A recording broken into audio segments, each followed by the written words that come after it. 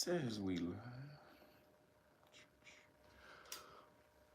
We'll see. I don't see nobody. What's up, peoples? When you start coming in, I don't see nobody yet. You know they shadow banning my shit. See, it should never take this long for the live stream to start. Yo, Jason Rivers, appreciate you. True Knowledge, what's happening? Y'all the first in here. In the live stream, Summer Breeze, what up? 419, what's cracking? Kevin Corbin, my eyes ain't that great today, y'all, so I gotta deal with me. Hood Politics Entertainment.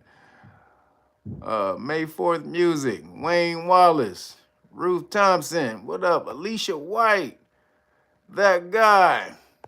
What that Steely Dan? Is that the real Steely Dan? What's that? Ellison Gray, DJ Oya Maat, Queen V, Miss Anika, Empress Roro Amani, Yusuf Anu Rael. Man, y'all in these goddamn names. I'm gonna be calling out one name from now on, goddamn it. Ant Knox, what's up? London Show, Lester Ingram, that boy Tree. What up, Big T? What up, Jimmy? Roderick Roche, Terry Bell, Benita McKell, and Dee Dee. See? They shadow banning me, y'all. There's supposed to be way more people in the live stream. They shadow banned me way heavy last week. Because I'm talking about the Kazars. Yo, what up? What's that? Mike Drop, Flexheart Mozart, Chaz McFly, Melanated Brown, Nadine Figueroa Bay, Janari Godfrey. What's happening? So yeah, they shadow banning me because of the Kazarian news I'm bringing y'all. So like last week in a day, my live stream dropped, or the views dropped 6,000 to 7,000 views in one day. So that means they shadow banning your boy. You don't organically drop 6,000 to 7,000 views in one day unless they shadow banning you. Cause I'm talking about the Kazars. They don't want y'all to know about these Kazars, what they doing. But that's happening to a lot of people who are talking about the Kazars. So they got your boy. But there's a bunch of stuff we need to talk about. NASA trying to build trains on the moon. China got a new Ebola virus. They mutated it themselves. They created it. There's a whole bunch of shit, y'all. Whole bunch of stuff going down. New York Times finally admits that the cupcakes had adverse effects. Man, it's going down, y'all. What up, Conceptual Elixirs? Thank you, brother. Thank you for the super chat. Appreciate you. Always hooking me up. Appreciate everybody. Also, anybody who gave me a Cash App also this week. Appreciate you. The chicken shawarma donations were they were well used. I promise you. Appreciate you. Turkey burger too. So full disclosure, if y'all see me, when I'm going back and forth, y'all see me the air coming up a lot, is because I've probably just eaten. I've just eaten before the live stream. And so there's a lot, when I'm talking, my diaphragm is moving while I'm trying to digest food. So that's why air keeps coming up, y'all. I had to let y'all know that. Yo, May 4th Music, appreciate you. Says, peace. Really appreciate your content. We'll be joining your class soon. That's what's up. Get on in there. Let's learn this law. I'll tell you, it's some stuff about to go down. We're going to talk about it today. So a lot of people ask me why I be burping up because I eat a little bit before then. And so as I'm talking from the diaphragm, and that's squeezing as my body's digesting food. My diaphragm is compressing air back and forth so that air comes up. So now you know scientifically why that happens. All right, so real quick, people, police stop. If you ordered the police stop law package, it went out. You should have got it. I told you I went to the post office on Tuesday. So if you somebody, y'all are funny, man. I said I said don't hit. I was going Tuesday morning and somebody hit me up Tuesday morning. They did the last buy like Tuesday morning, right before I got ready to leave for the post office. So shout out to you who got your last order in right before I went to the post office. But appreciate you guys on the support on that one. Really quick, when you guys make an order though, I need to talk to y'all. When y'all order on the website, please make sure you make the correct order. All right? Look at what you're doing. Be detailed. Don't just be clicking buttons. I teach the law. I teach you to be very detailed. That's what we learn in the law. You have to be very detailed. Meaning you have to up your game. If you ain't detailed in your regular life, then you need to start upping your game and be more detailed. Because my order policy is, if I mess up your order, I will gladly fix the order. And I may even send you a free deck of cards or something like that if I mess up your order. If you mess up your order, that's on you because you didn't do it right. Yo, Jennifer Green, appreciate you, girl. Hey, Jennifer Green, I haven't uploaded the God classes to YouTube yet because I have other things in there. So when I upload, YouTube will send out a warning. So I'm trying to find one of the God classes that YouTube doesn't warn me about, or I have to just send it to you through like Google Plus or something like that. So we'll figure it out. But appreciate you, Jennifer Green. But yeah, if you mess up your order, that's on you. Don't be looking to me again. There's nothing in here. There's nothing out in life that you can mess up and then somebody else is going to pay for that. Again, you got to be detailed. I appreciate you, but when you go to the website, make sure you pick the right thing. Don't pick the wrong thing because I send you what you order. So if you didn't order the right thing, don't be saying, yo, I didn't order the right thing. Well, I didn't make you order the wrong thing.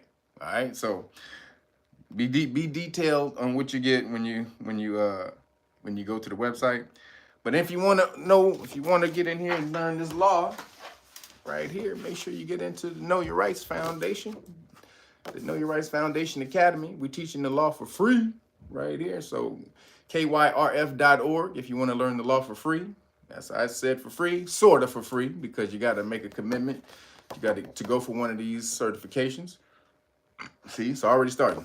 But to go for one of these certifications, and so that's the commitment. We teach you for free. You get the certification. You go back out and take this information out to the community, and you teach the community. All right. So we got to build up this 1 million Johnny Cochrans. I'm dead serious too. Dang it. Just was looking at the OJ trial the other day and how Johnny Cochran was just smacking people up in the courtroom. So we need 1 million Johnny Cochrans. Why Johnny Cochran? Because he was the smartest lawyer in American history. Absolutely. He was the smartest lawyer in American history. Faux show. If you don't know, you got to go look it up. So appreciate you guys. Make sure when you sign up, we'll send you back an email. So if you don't think you got the email, make sure you check your spam. The email will send you to a questionnaire. You fill out that questionnaire, and then we'll send you a time for an interview. Okay, so that's how it works. So don't just think you just got to go to the website and just fill out that one thing and that's it. No, we send you back an email with a questionnaire because we need to know who you are. Make sure, you on the up and up or that we want to be around you, because some people you just don't want to hang around all the goddamn time. So if you crazy as shit, if you an asshole or or if you racist and all the rest of that, we don't want to hang with that. So we want to make sure that you on the up and up. So appreciate you guys on that. And then if you want anybody who want to get the police stop law package for free, the Know Your Rights manual, public official bonds book, the notices, the constitutional rights card, and the qualified immunity card and notice, these things that you keep in your car. You say, I don't answer questions when the police pull you over. You put it on the window, I don't answer questions. Bam. And then it also comes with 2 decks of flashcards right here, the police stop flashcards and the law and government flashcards. So the whole pack, you get that for free. All of that for free. plus over $200 value if you order the Great Book of Melanin Research, the hard copy. Go to realnoggins.com, order the hard copy. You get the whole police stop law package for free. All right, 2 decks of flashcards. So I'm hooking y'all up with that. Make sure you get over there and support. Appreciate you on that. And also, if you want to Patreon, if you want to get on the status classes and learn how to take your status back so that you can battle the government when they come after you, because they're going to come after you. they're going to come after you in the future. These 87,000 new IRS agents and all the rest of that stuff that they put out. So if you don't want the government messing with you, then you need to correct your status. And so if you want to do that, that's learning how to contract, because the government is a corporation. I teach you how to contract. Corporations can only contract with other they can only do business with people who they contract with. So again, business, if you don't have a contract with them, they can't do business with you. So I teach you how to contract and how not to be obligated by a contract. So get over to patreon.com/realnoggins if you want to learn your status, how to take your status back and live with 1 foot in the system, 1 foot out, without being obligated to the system legally. Because they're coming at you, it's called lawfare. They're coming at you with something called lawfare. And I'm going to talk about it today because OJ's one of OJ's other attorneys, the Kazar, Alan Dershowitz, he used the word lawfare, that he's going to start committing lawfare on people. So we're going to talk about that. So if you don't understand what that means, you're going to have to up your game in this new coming age. So get on over there and sign up, patreon.com/realnoggins. Appreciate y'all. And thanks again on the Cash App. Cash App, Real Noggins, the number 9. Appreciate you. If you want to donate to the chicken shawarma, or the turkey burger fund, appreciate y'all. Only got a couple of weeks left. I do my other cleanse. My other cleanse is coming in June. So only got a couple of weeks left on the turkey burgers and chicken shawarma, y'all. I've been going hard. Going hard, baby. So I got to do the cleanse. You know, you got to balance it out. When you go hard one way, you got to go the other way. So my cleanse is coming up. But for right now, I got about 2 more weeks.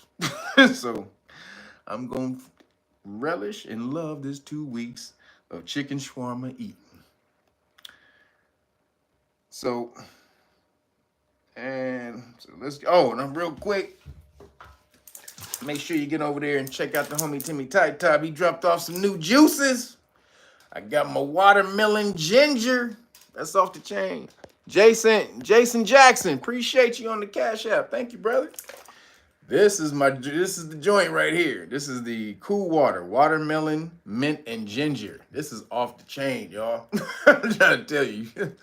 This is off the chain. So is the surprisingly sweet. This used to be my favorite. And then he made this. And so it actually goes back and forth between the two. This one right here, this is surprisingly sweet. Grapefruit, cantaloupe, and pear. Between these two, these are the Jesus Christ. If you know the Anunnaki, this is Enlil and Enki. It's the Enlil and Enki of juices, if you know your Anunnakis. It's the Anu. It's the 2 Anus of the juices right here. And then he has the green lemonade, if you want to get healthy right here, which you should be doing. I'll be drinking a lot of these in the next month. This is cucumber, romaine, spinach, kale, lemon, ginger, apple, and pear. I'm about to down a few of these. Then, staying with the healthy, this is the apple zang. And this is apple, cucumber, ginger, and mint right here. And then he ran out of labels for this. This is the strawberry lemonade right here. This is another after dinner drink. Another the sweet, juicy ones right there off the chain. Appreciate you, Timmy Tai Tai. He was last week. I did the live stream Sunday. If you guys, I don't know if you guys watched the 200th anniversary of the police stop law class we did on Sunday. So I saw a lot of y'all in there, but Timmy Tai Tai was in the live. He was in the chat.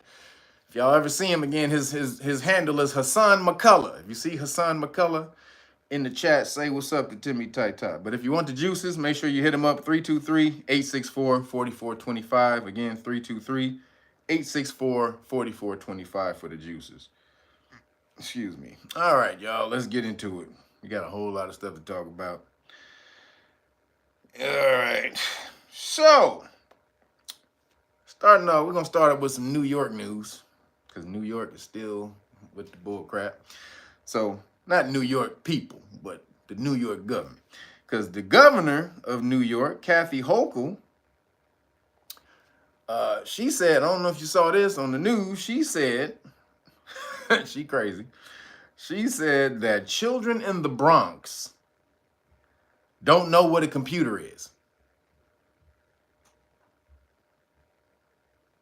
She said, children in the Bronx, so all you niggas and all you little niggas in the Bronx, y'all don't know what a computer is. She was trying to push her line about we need to get, you know, when people in the, you know, these underprivileged people and people, you know, they don't have these things. And she's trying to push her little woke line about, you know, about why all, you know, you should be supporting the poor people because they can't do anything for themselves, and how little kids in the Bronx don't even know what a computer is. They don't even know what a computer is. We have to help them. What are we gonna do? Like, what is this? Kathy Hochul? What is this called? That's a smartphone. Why is it smart? What is it? What does it have in it that makes it smart? Kathy Hochul? And the other question I would say is, does every child in the Bronx have one of these? Because it's a smartphone, because it's a goddamn computer. So they don't know what a computer is, but they have one in their hand about 18 hours a day. These motherfuckers are crazy. They racist, dude. I'm telling you, these most of these motherfuckers are racist. Let's get it real. But the Democrats, they'll play up on their racism, trying to act like they you know, they virtue signaling by trying to help you. We need to help the people. We need to help the black people in the hood. We need to help them. They don't have access to computers. So then everybody jumped on her ass like, what the fuck did you say, bitch? Wait a minute. Kids in the Bronx don't know what a computer is. Are you stupid? Well, I may have, you know, misspoke a little bit there. What I meant was they don't have powerful computers. Wait, hold on. What did she say? Then she said they don't have access to computers that can assist them in getting jobs and opportunities. Does this have the internet? Wait a minute, Kathy Hochul. They don't have access to powerful computers that can get them opportunities, that they can get opportunities, access to jobs and opportunities. Last time I filled out, I don't even use my computer anymore. Unless it's to teach class, honestly. That's the only time I use my damn computer anymore. Everything I do is on this shit. Files, editing, all the shit. So this would have to be a pretty powerful computer, right? For me to not even have to use my actual computer, right? No. No. You don't have them. You don't have access. You don't know what a computer is, right?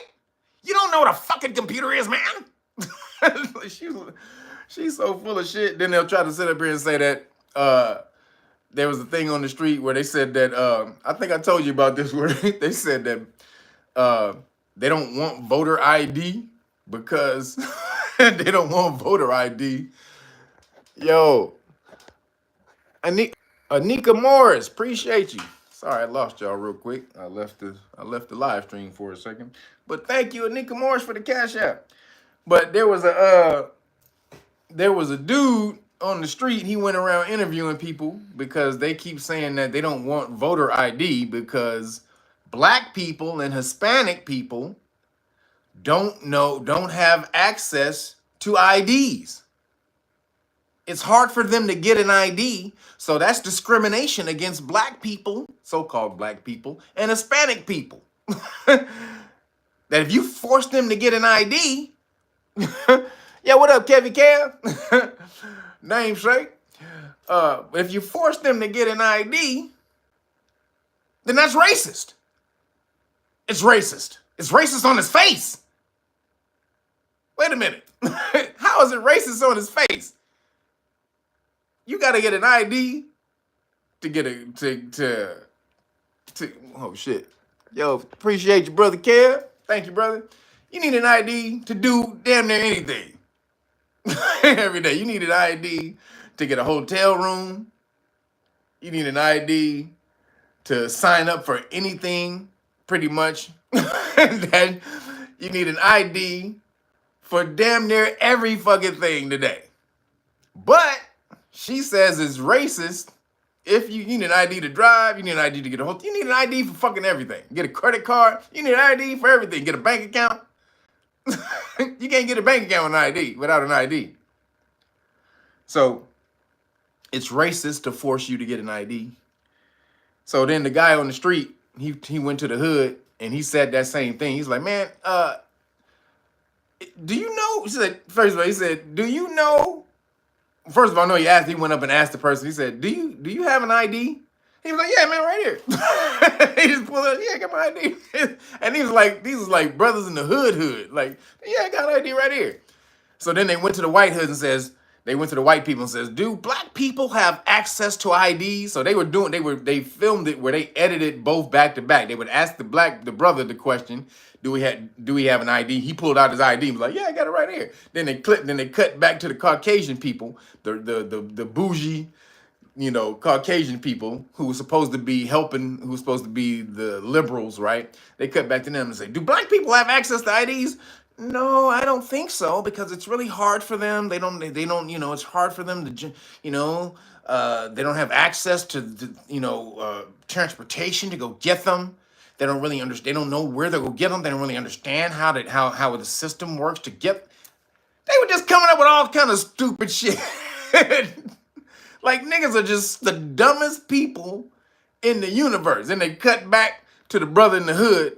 And the brother said, hey, man, the white dude who was asking him in the interviewer, he said, hey, man, do you know where the DMV is? He said, yeah, you go down there 2 blocks, you make a left, then you come to Graudo Street, you hold off on Graudo Street, then it might be, you might see some street vendors over there. Man, you better hook up one of them tacos right there, because them niggas got some good-ass tacos on that corner. But after you get them tacos, then make a left at that light right there. You go down about 3 more blocks. That nigga was just, yeah, I know what a goddamn DMV is. In much detail. He had much detail on where the DMV was. But the Caucasian, no, they don't know where it is. They have no idea. Like, if you don't get your dumb ass out of here, that's racist as shit. And they'll tell you that they're not the racist people. You think that melanated people and Hispanic people are so dumb that they don't even know how to get an ID? Come on, man. Or they don't know what computers are. That's the crazy shit. Then in New York, migrants began taking over parks. And, migrants began taking over parks and other public areas, demanding better care and opportunity for jobs. So they're basically hijacking all the public areas in New York City. They said, you gonna hook us up or you ain't gonna have nowhere to go. Y'all ain't gonna be able to go to the park. Y'all ain't gonna be able to go nowhere.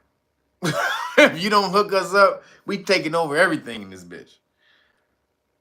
So now they was uppity before. Now this is kind of an invasion. You force your way over into somebody's country, then say you need to take care of us, and if you don't, we're gonna just commandeer all of your property. What the fuck? Now, again, we gotta state the fact that a lot of these illegal immigrants are being told to come over here. Biden did say the borders open and all that, so they were told to come over here. However, there is some personal responsibility for these cats. They should know, they should know when you see millions of people coming into a goddamn country, at some point in time, that system is going to break. You just can't keep flooding the goddamn system. And then if you do see all these people coming over here, you think that you're just supposed to as soon as you get here, nigga, this is supposed to be the promised land. You just like some goddamn, you stepped through some portal and ended up in Narnia, motherfucker. Nigga, you in Lion the Witch, the Wardrobe shit, nigga, no. That shit don't happen, nigga. This ain't, America is not Narnia, bitch. So, but they believe it is. And again, they are told to come here, but there's some personal responsibility that they need to have some forethought to be like, God damn, there's too many people to go over there. Maybe I should go over the legal way, the way that they created for me to come over. So you feel bad, but then you can't feel too bad. Because then one hotel is getting $7 million a month to house and feed illegal immigrants in New York. $7 million a month. They are getting paid. So why are they doing this? You know, the Caucasians aren't having babies, right? Melanated people either. Y'all are getting too many damn abortions. So there's not a lot of Americans being born to take this thing up. And Social Security runs out in 2034. Did y'all know that? They put the timeline. Social Security, that shit is gone by 2034. So that means they need people to be able to work and put into the goddamn system. Because right now, this is a giant Ponzi scheme. Because what the older people right now are taking out of the system is not what they put in. Excuse me. Is not what they put in. It's what the younger people are putting in. Because what you put in as an older person right now, a person who would get retirement, your parents took that from you. And that's how it goes. Roger Roche, appreciate you. They running for the taco truck before it closed. Yeah, at the border. That's funny. And over here too. But you're living off your kids. And so that means the children, the Generation Z and Generation Alpha, whatever they calling them, they're not going to have no money in the system to get them, to pay them. So they need to fill the system with people who they can tax and will build the coffers back up. Because again, it's a Ponzi scheme. They take from you to pay somebody else. Or they take from somebody else to pay you. So that's why they're allowing a bunch of illegal immigrants over here, because then also, again, those babies, they need babies. They also need people to vote. They need a voting block. Even though a lot of these people that they let over here are actually conservative by nature in their other countries. Like a lot of this woke shit that they do over in America, they ain't with that shit over there.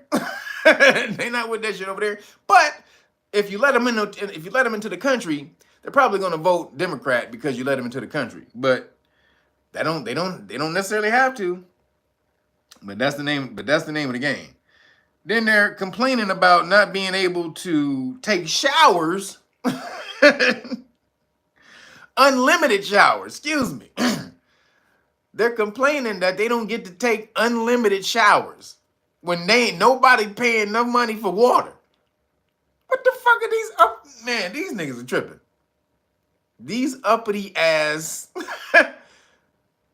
they think they need to be able to take like 20, 30-minute showers. Bitch, you better get your ass in there 3 minutes.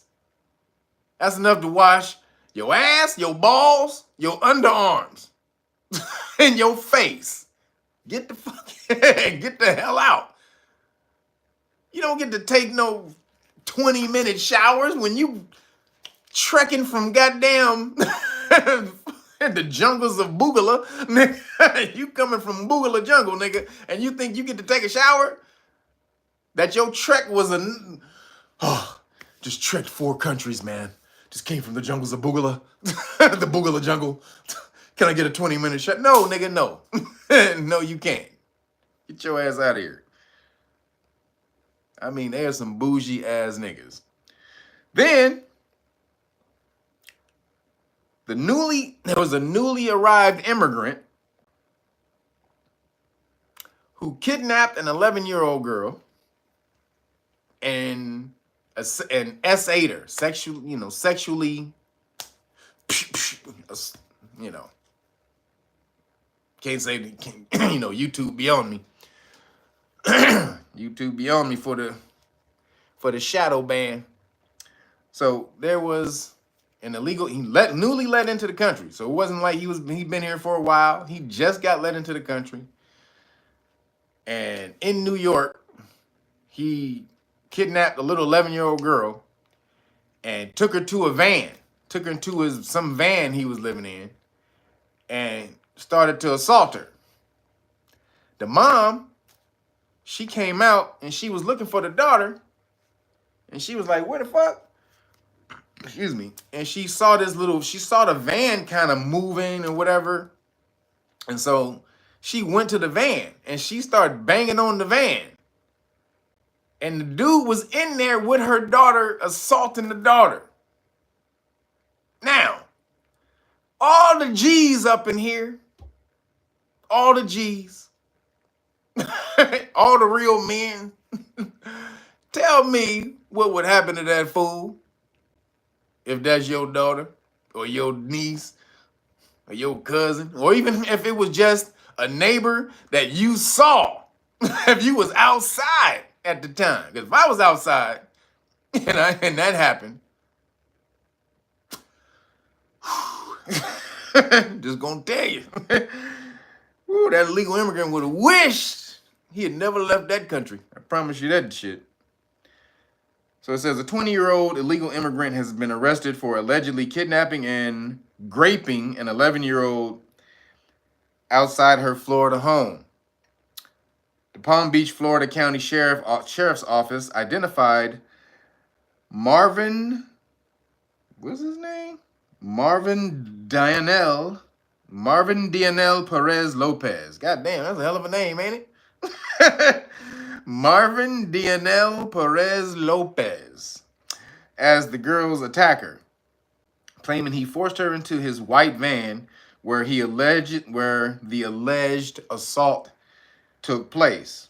They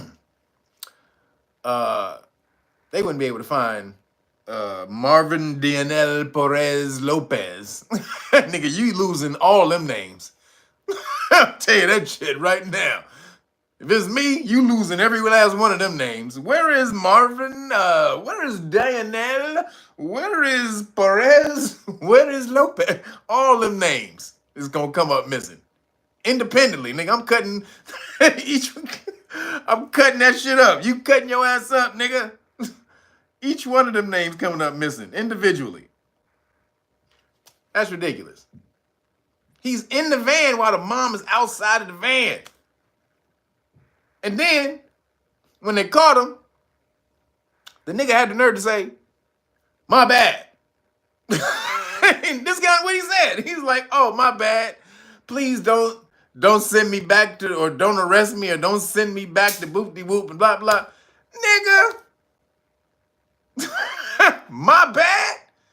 Oh, nigga, no. Yeah, you goddamn right, your bad. You 20 years old. You know goddamn well that's wrong. I don't want to hear you in another country, you have different ways in another country. No, nigga, you know you ain't supposed to be touching no goddamn little girl, fool. So, whatever they do to that nigga, it ain't enough.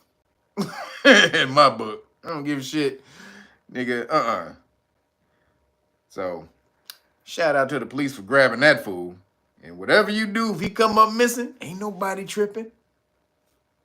Just saying, my nigga. That nigga come up missing, Popo, ain't nobody really tripping. You say cell block 1, nigga, cell block dungeon.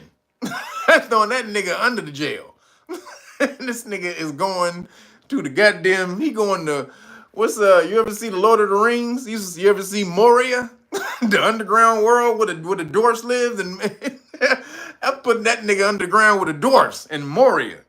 You work in the caves with the fucking dark elves, nigga. So, moving along. Then Seattle, and more immigrant news. Seattle closes 20 schools to consolidate classes and save money to take care of the migrants. They're closing 20 elementary schools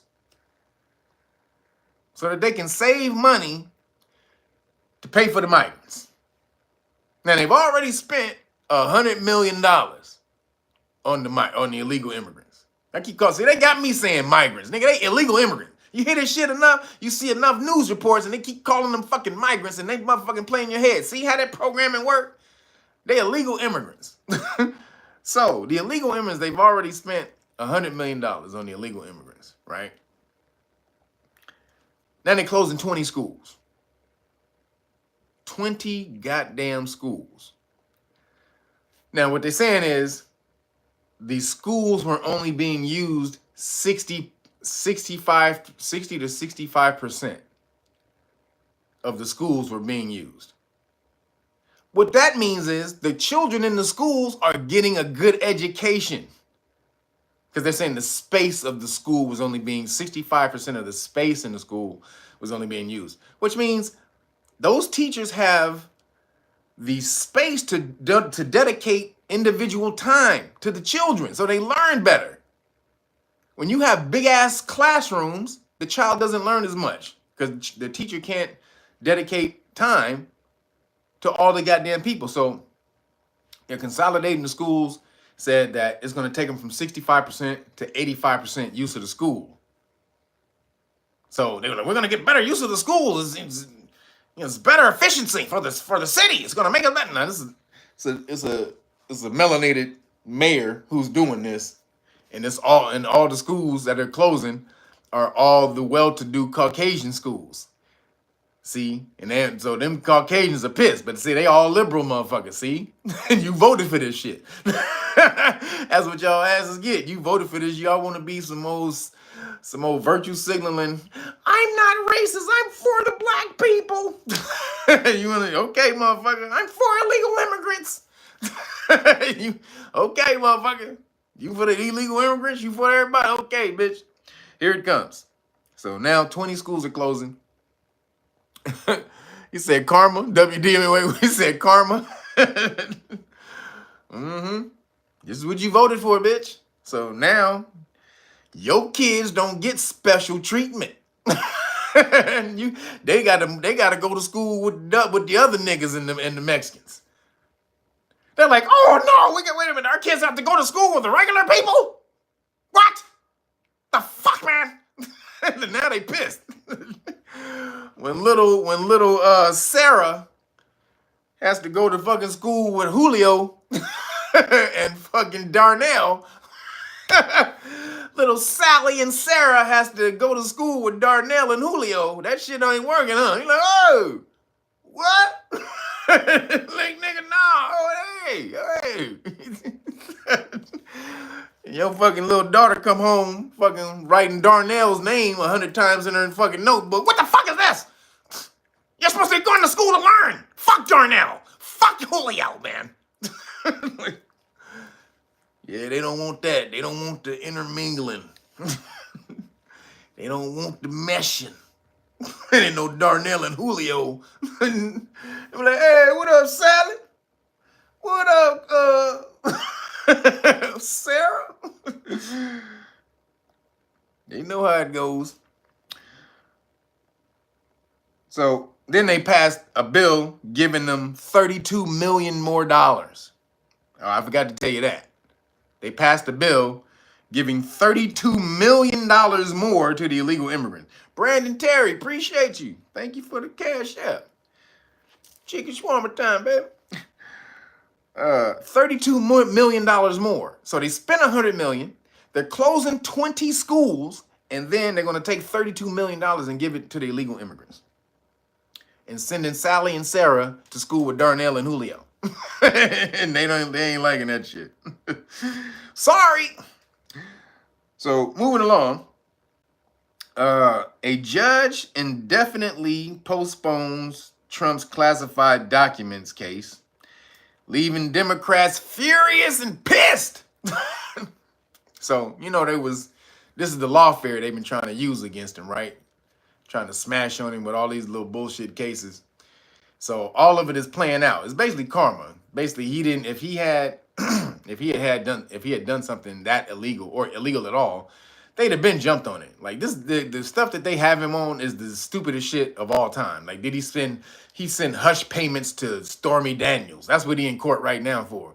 Which he can pay anybody he wants. But the thing was, did he pay it? Did he pay it to?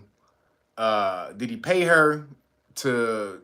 So that it didn't bring a backlash on his campaign, because then that's illegal. If you pay somebody because you're trying to hide something for the campaign, it's illegal. But if he just had sex with her and tapped, he just tapped and had sex with her and and just wanted to pay her off, that's legal. But they trying to say, well, did you pay her off because you didn't want anyone to find out for the campaign? So that's what he in court for right now. And they can't prove that shit at all. So then all the other cases, they were hoping that this nigga would, that some of these cases would play out before the election, so that he would get convicted before the election, and he would lose the election. But so this is how this is lawfare, because if they were just interested in justice, the cases aren't closed; they're just postponed till next year, right? So if you are really interested in the wheels of justice turning, they're still turning. It just won't happen till next year. So what you're really saying is you wanted the court to take this nigga out before the election, which shows that's corruption. You can't use the justice system to take out your political opponent. That's third world shit. That's banana republic shit. But they're doing it anyway because they had no other choice. But the court said, nah. The court said, nah, we ain't gonna let you do that bullshit. So they postponed it till next year, basically. So the only case that's gonna go forward right now is the one he's in right now, is the Stormy Daniels shit. So they pissed. And that's the one that he's most likely to win. Ironically, that's actually the one he's most likely to win, is the Stormy Daniels shit. So then it all comes out that as they're doing this, it came out in the case that the FBI, because if you saw the picture, because this is about the documents that he supposedly had in his garage or whatever, and he had them where he was showing them to everybody, and he bragged to somebody else that he was showing them illegal documents or whatever. Now, he's the president. He could have just unclassified the documents, not illegal documents, but unclassified documents. So he could have just unclassified the documents, which he would just probably slipped his mind. He just could have did that, right? So they got him on a technicality because he was allowed to see the documents or show the documents to anybody else. All he had to do was just declassify them. So, but it came out though that the FBI, the picture that everybody sees about all the documents out in the open, the FBI went to that nigga's house, found the boxes in different places, arranged the boxes in a nice, neat picture form, and start taking pictures of the boxes and released the pictures acting like Trump had this shit all in one place for everybody to see. So basically they was framing the nigga. So trying to say that he was careless with the information. So this is a full court press from the deep state establishment. What is it? The deep state and the shadow government. They are trying to smash on this fool because they know when he gets in office, he about to flip all them niggas. That nigga about to flip all them cats. They know it too. So they like, no. So then moving along, keeping it going. That's pissing off the Democrats. The Fannie Willis trial that they got him for down in Georgia. An appeals court took up Trump's motion to have her taken off the case for bias because she was fucking the other dude, right? She was tapping the other guy she hired. So he got kicked off the case already, but that judge didn't want to get backlash about kicking a black woman off the case. So he just said he left her on the case because he didn't want to get the backlash about, you not supporting black. He in Georgia. in a black district, right? So he would have got his ass handed to him had he kicked a black woman, so-called black woman, off the case. One of the first black women prosecutors down in that division, he would have got mashed on. So he left her on the case. Trump appealed the case, and then the appeals court took up the case, basically saying, yeah, this bitch was full of shit and she shouldn't be on the case. She should be kicked off the case. So they're gonna pull her and she might get kicked off. So all of this is going on. That's pissing these niggas off. It is pissing them off so goddamn bad. It's ridiculous. So that case is gonna be pushed back to the end after the election. So, but this is the thing. This is not necessarily a good thing. It's a good thing in two ways, because Trump is going to stop the global world order. That's his whole plan, is to stop the global world order. However, that nigga is a Kazarian ball gargler. Trump is a Kazarian ball gargler. Just like Elon Musk and all the rest of these fools. They all Kazarian ball garglers. So that's, at the end of the day, it's the Kazarians who are running this new world order. They're the ones who initiated the Pandeezy, allegedly. But all the cupcakes, the cupcake companies, which is Pfizer Bakery, Pfizer, that's run by a Khazar. Albert Bourla is a Khazar. That's why New Khazaria, they were the first ones to get the cupcake rollout, because the main people who own those companies are Kazarians. So they tried to save their people first, right? So this is called the Kazarian world order, is what's happening right now. They're trying to smash on everybody. They're trying to suppress people's speech. They're funding everything behind the scenes. Dude, they're doing some crazy shit right now. They're really trying to they already had the world, but they're trying to overtly take it over. Because then, they got TikTok banned because all the information was coming back out them on TikTok. So TikTok came back, moving along. TikTok is come back and they're suing the Biden administration. Real quick, back to Trump before I get on TikTok. Trump is about to implement, he's about to do this, he's about to flip this global shit. But in doing that, because I got to warn y'all, man, because I don't want y'all to say Kev didn't tell me this shit before it happens.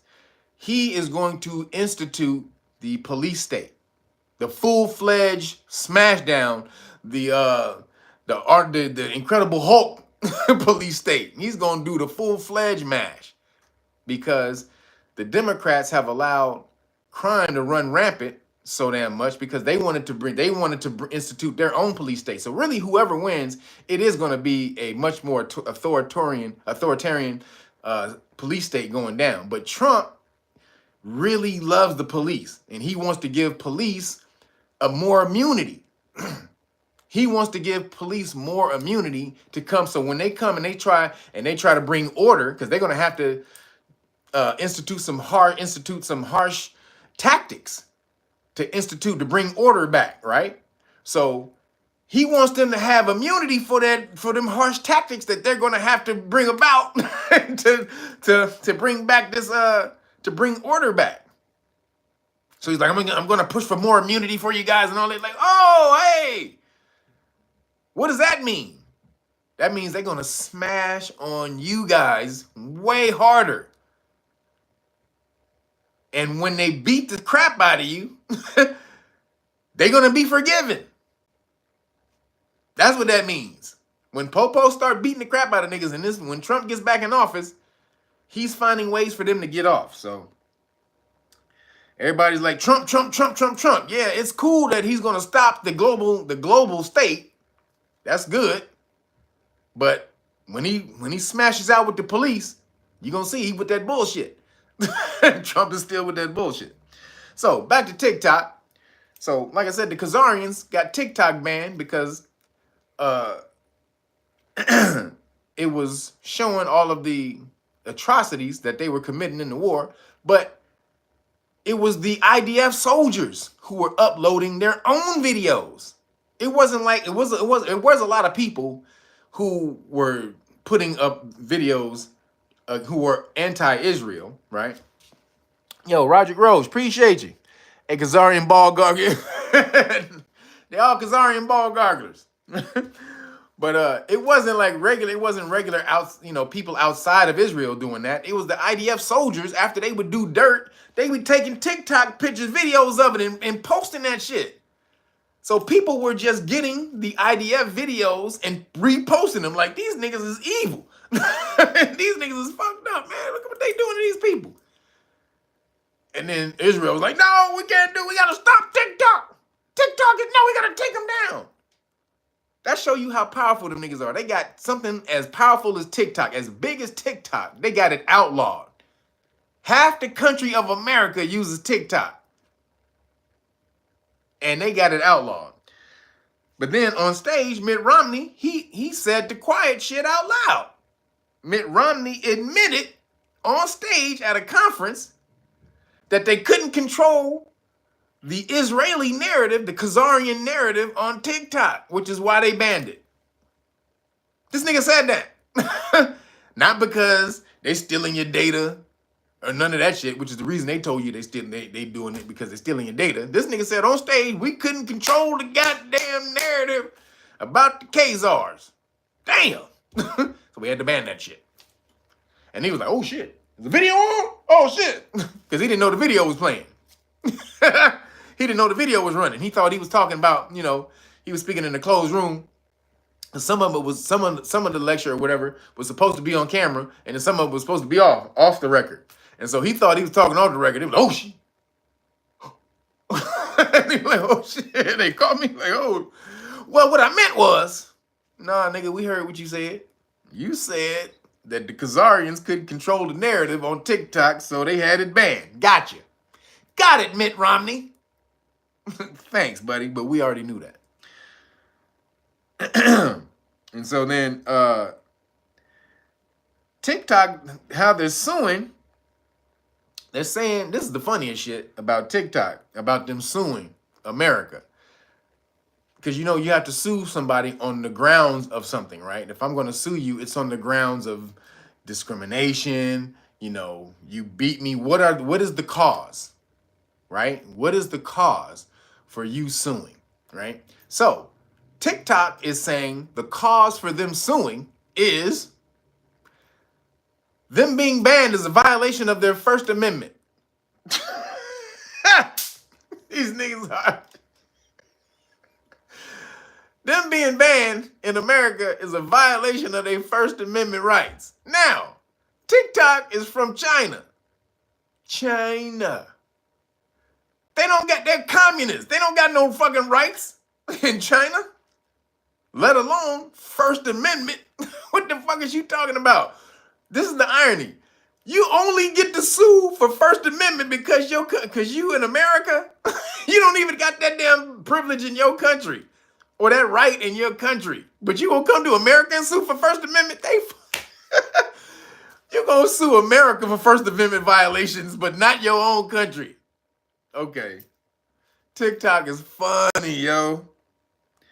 But they're stuck between a rock and a hard place because they can't sell it. Because if they're forced to sell it, they won't get value for it. Right? So that's also part of what they're gonna claim. Being forced to sell means that they won't get what they believe their company is worth. And so that's a violation of their rights. I don't know if you're gonna win this one, TikTok. First Amendment, they might though, because it's America. And in America, they're an artificial person. See, this is the bullshit. So in America, if you're a corporation, you're an artificial person. And you have damn near all the rights of a citizen. Basically, a corporation is a 14th Amendment citizen. That's what a corporation is. Corporations use the 14th Amendment more than any melanated person ever has since it's been instituted. It was really instituted for them, honestly. But corporations are 14th Amendment citizens. Or citizens, their citizenship was made possible under the 14th Amendment. So they have the right, they have First Amendment rights. They have constitutional rights. Ain't that crazy? And they're going to sue as a corporation that America is violating their First Amendment right. That's crazy, yo. You have no free speech in your country, but you're going to come to America and sue America for your freedom of speech, for violation of your freedom of speech rights. Okay. All right, TikTok. Honestly, though, I hope TikTok wins because everybody's stealing your goddamn data, so that's not enough good reason for them to kick TikTok out. They really don't like TikTok because all the damn knowledge and information is flowing through TikTok. So if all the goddamn good information is flowing through TikTok, we need to keep TikTok. So moving along. In new Kazarian news, because you know we can't stop that, because like I said, the new Kazarian world order is in full goddamn effect. It is going crazy. You guys should go over to Kim Iverson's. He says, we love you, man. Oh, appreciate you, Bael. I'm just crazy, brother. I'm just crazy. So I was talking, go to Kim Iverson's Rumble channel. So she just put up a new video yesterday, I think it was. Go look at that video. It's a dude, it's titled Former Zionist Tells the Truth About Israel or something like that. So it's this dude who was a Christian, he was a Zionist. He went over to Israel to live for he lived in Israel for years. He was all with the Kazarians. I mean, he was all about them. He was all in it. Yo, Eugene Michael, appreciate you. He's supporting the system. Appreciate you. So he lived over there. He had nothing but Kazarian friends. He dated Kazarian women. And then he really started to see everything that was going down over there. And he was like, this is some bullshit. So after some years of being exposed to all the, what they were trying to do, this nigga, and also he's a journalist. So he's not just a regular person who living is talking. He's done he's done interviews with the Holocaust soldiers, basically the soldiers who went over there and had to kick out the Palestinians. He got interviews with those people and what they said they did to the Palestinians and shit when they was over there. So go check out Kim Iverson's channel. He's breaking off a whole bunch about Khazaria, about what's going on in the behind the scenes with nobody's knowing, and what the Khazarians are saying over there about what's going on.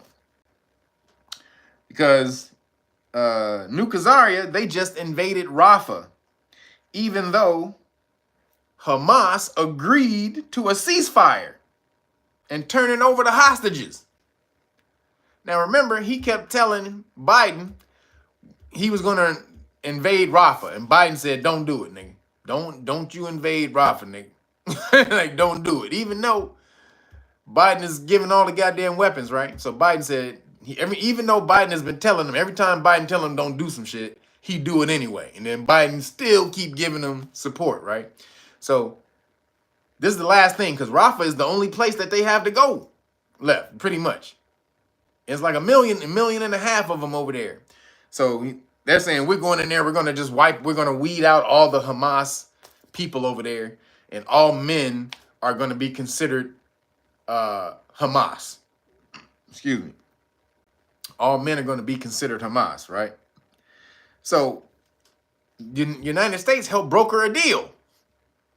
They helped broker a deal, a ceasefire, with turning over the hostages. They agreed. Hamas was like, all right, nigga, fuck it. Let's just finish this shit. They agreed.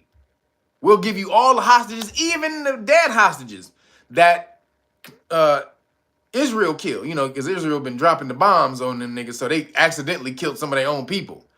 So they're like, we'll give you back those bodies too. Just so you know, we didn't kill them. That was you niggas. Y'all niggas did that. So while they brokering the deal, this is Hamas, Hamas and you know, they had some Israeli representatives and also America in there trying to work this shit. Netanyahu, bitch, he invaded Rafah and started killing people.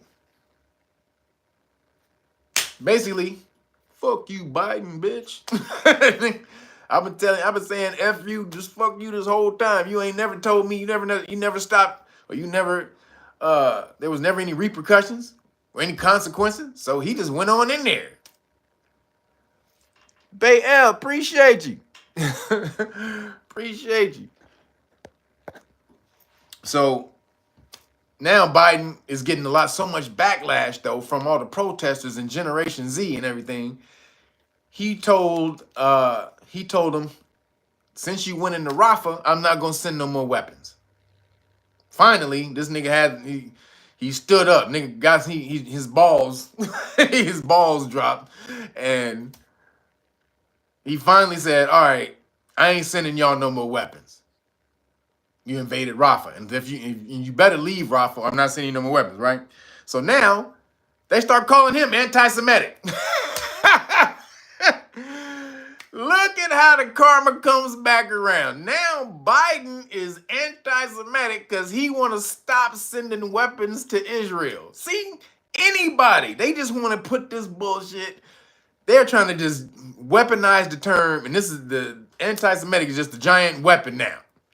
Biden, who been giving them nothing but 2,000-pound bombs and drones and all kind of shit since October 7th.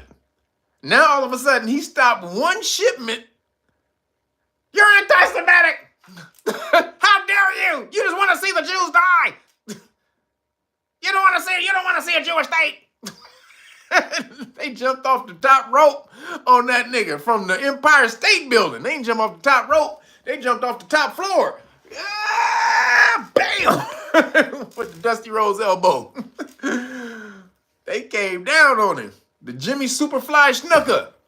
Y'all don't remember Jimmy Superfly Snooker from the top rope? That's some old shit. That's some old school shit. If y'all don't know, Jimmy Superfly Snooker. They came down on Biden. They were like, nigga, they not only did they come down, they said they impeached that nigga. They filed paperwork to impeach Biden. They just did this shit yesterday. They filed paperwork to impeach that nigga because he don't want to send weapons to New Kazarian. New Kazarian runs the world, y'all. Do you see this shit? You can talk about anybody else in the world. You can chastise, you can clown anybody else. You can even joke about other countries. Anybody in the world.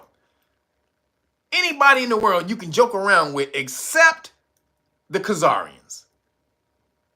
You cannot mess around, joke around, make no jokes, criticize, nothing, challenge. You can't do nothing to the New Kazarians. That's right, JYD, Junkyard Dog, goddammit. What you know about Junkyard Dog? What you know about Junkyard Dog, goddammit? Wow. Dude, get on the all fours and headbutt you. That's old school shit. But so it's the New Kazarian world order. Soon as Biden went against them, he's now anti-Semitic. He's joined the team, everybody. Now Biden is anti-Semitic now. Oh, this shit is crazy. And then the New Kazarians also cut off aid from Rafah, from Gaza. They completely cut off aid. Some aid was getting in. Now they completely cut it off. So these niggas are just doing the foulest shit all the time over there. And then finally when somebody says, hold up, nigga, y'all tripping. Anti-Semitic. like, wait a minute, nigga. Can't nobody question you niggas on nothing? No, that's anti-Semitic. You hate us. You hate us because we're Jews. You hate us because we're Jews and we killed Jesus. That's why you hate us. Because we killed Jesus, man. Fuck Jesus. Like, fuck that motherfucker. We fucking hung him. We fucking strung his fucking ass up. And you hate us for it. That's what they think. That's what they're saying. being traditionally Christian is anti-Semitic. These niggas is going crazy, right? They're trying to control with every little bit of control they got. So, excuse me. So Biden, then moving along, the ICC, which is the International Criminal Court, I talked about this last week. The International Court is about to issue a warrant for Netanyahu for war crimes. So American politicians wrote a letter and threatened the International Criminal Court for another country. The ICC is about to issue an arrest warrant for Netanyahu, a president of another country who we don't have. They're not in NATO. We don't have like a formal treaty with these niggas, but they keep calling them our allies when Israel's never helped America with shit. They never helped America with nothing. They never put no troops. They never sent no troops in the Iraq war. They never helped America with shit, with no money or no troops or nothing. But they're supposedly America's biggest ally, right? But so these senators sent a letter to the ICC and told them, if you issue a warrant for Netanyahu, so it was Republican senators, and basically they threatened the International Criminal Court prosecutors and family members of the International Criminal Court. They threatened their family members. These niggas are crazy. They said any attempt to hold Israel accountable for their conduct in the war in Gaza will be taken as a threat to Israel's sovereignty and America's sovereignty. How the fuck is that a threat to America's sovereignty? Israel is not a part of fucking NATO. We don't have any obligation, or America, because I ain't we, America does not have any obligation to defend Kazarian, New Kazarian. None whatsoever. Zero. But they wrote a letter and said it's a threat to their sovereignty and America's sovereignty if you issue that nigga an arrest warrant? What the fuck? This shows you that America has been taken over by Kazarian. Hands down. America has been taken over by Kazarian, that American senators will issue a threat to the International Criminal Court for doing their job. Because not only they didn't just issue a warrant for Netanyahu, they also issued a warrant for Hamas. They doing their job. They issued a warrant for both of these bitch ass motherfuckers. They said both of y'all fucked up. So they said both of them are fucked up, but nah, New Kazarian was like, nah, nigga, what? No, nigga, you ain't got the right to tell me nothing, bitch. You can't tell me shit. So they got the American senators that they paid off through AIPAC to send the ICC a threat and threaten their kids. They said, even if you issue this warrant, we're going to come after your kids. If you got kids in our country, we're going to deport your children. They said, nigga, you better hope you don't got no kids in America, bitch. Deporting all y'all bitch ass. So, goddamn, nigga, it is great. Israel is full of shit. They are on the full court press of power right now. So, but basically what they've done, they've effectively tied the existence of America to the existence of Kazarian. Basically, they're saying we're one state now. America and New Kazarian is one state. How the fuck did that happen? One country. How the hell did that happen? Y'all? Did they tell us? Did they do a news bulletin that America and Israel is the same country? I didn't get that message. But apparently, that's what they're pushing. So, hold on.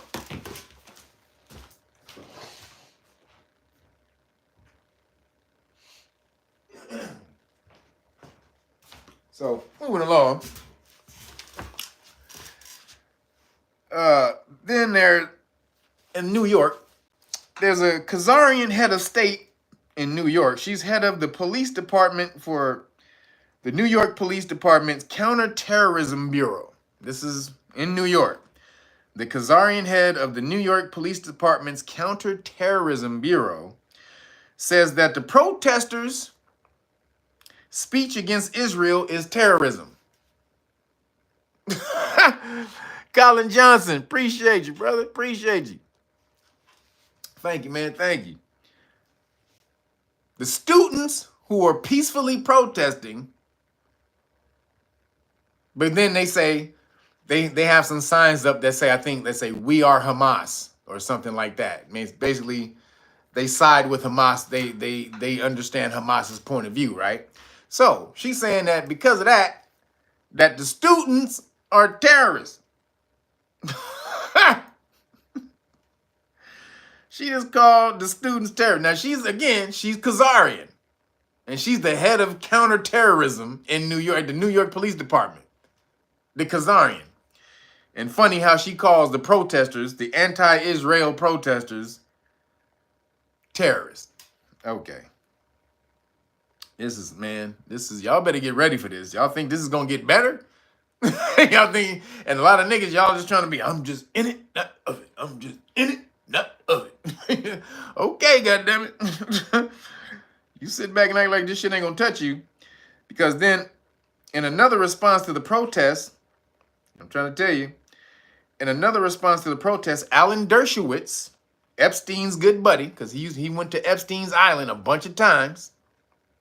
It was shown. It came out in the documents. You know, Alan Dershowitz is OJ's lawyer, who I talked about earlier. So he went to Epstein's Island a bunch of times. He said that they are going to create a law firm to prosecute anyone who is deemed anti-Semitic. Mel loved it. I'm just in it, not of it. But they're going to create a law firm to prosecute anybody who they deem is anti-Semitic. If you say something anti-Semitic, they said they're going to try to destroy you. He said, we're going to use lawfare against you. He said the word. I've been telling y'all, they trying to bring this shit. But that nigga said the word. We're going to use lawfare against anyone who's deemed anti-Semitic, who we deem as anti-Semitic. Holy shit. That means they're going to come after, if you've been talking about them on YouTube or anything like that, they're going to come after you.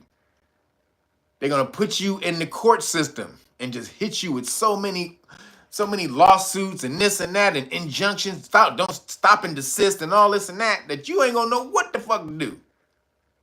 You don't have that type of money to hire lawyers to combat that. They're going to ruin you. They're going to destroy you. This is what they do. This is their thing. They use money for destruction. They use money as a weapon. Go back and look at the Rothschild movie. 1939, I think they came out. It's called The House of Rothschild. Please go look at that movie. I think it may be on YouTube. You might be able to pull it up on YouTube. The House of Rothschild. Go look at that movie. In that movie, at the very beginning, when Amschel Bauer, Amschel Bauer, that was his name, who was the father, the patriarch of the family, who had all the 5 sons, so the daddy of all the 5 sons, he gathered them around because he thought that they were being persecuted. He said, we are Jews. We are persecuted. Everywhere we go, we are Jews. He says, so work, my sons, work and strive for money. Money is the only power. Money is the only thing that the Jew has to defend himself with. That's what that nigga said. Work and strive. He said, work your life. Work and strive for money. Money is the only power. Money is the only power that the Jew has to defend himself with. And then he broke down. Oh, nigga broke down and shit. That's in the movie. They told you what their plan was, to use money as a weapon. So then moving along, the last thing, or last couple things. The House subcommittee, excuse me, the House subcommittee holds a hearing on anti-Semitism for kindergarten through 12. This shit is getting out of hand. This shit is getting out of control. They just held a hearing, a House subcommittee hearing on anti-Semitism in schools from kindergarten to 12th grade. Ain't no damn anti-Semitism in kindergarten. This is absolute bullshit, y'all. There's anti-Semitism in the elementary school. It's everywhere. Jews are being persecuted all over the place. We're everywhere. Like, nigga, ain't no little fucking 5-year-old kids talking about no anti-Semitic shit. Absolute bullshit. Way of control. Way to control. Again, they want to indoctrinate. They said they're focusing on anti-Semitic tropes and stereotypes.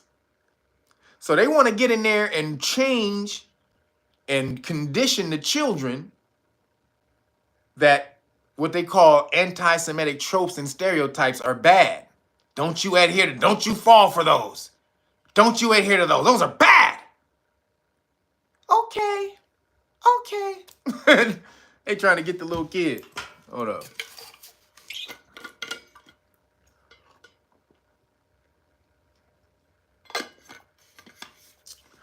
So they trying to get the little kid indoctrinated early.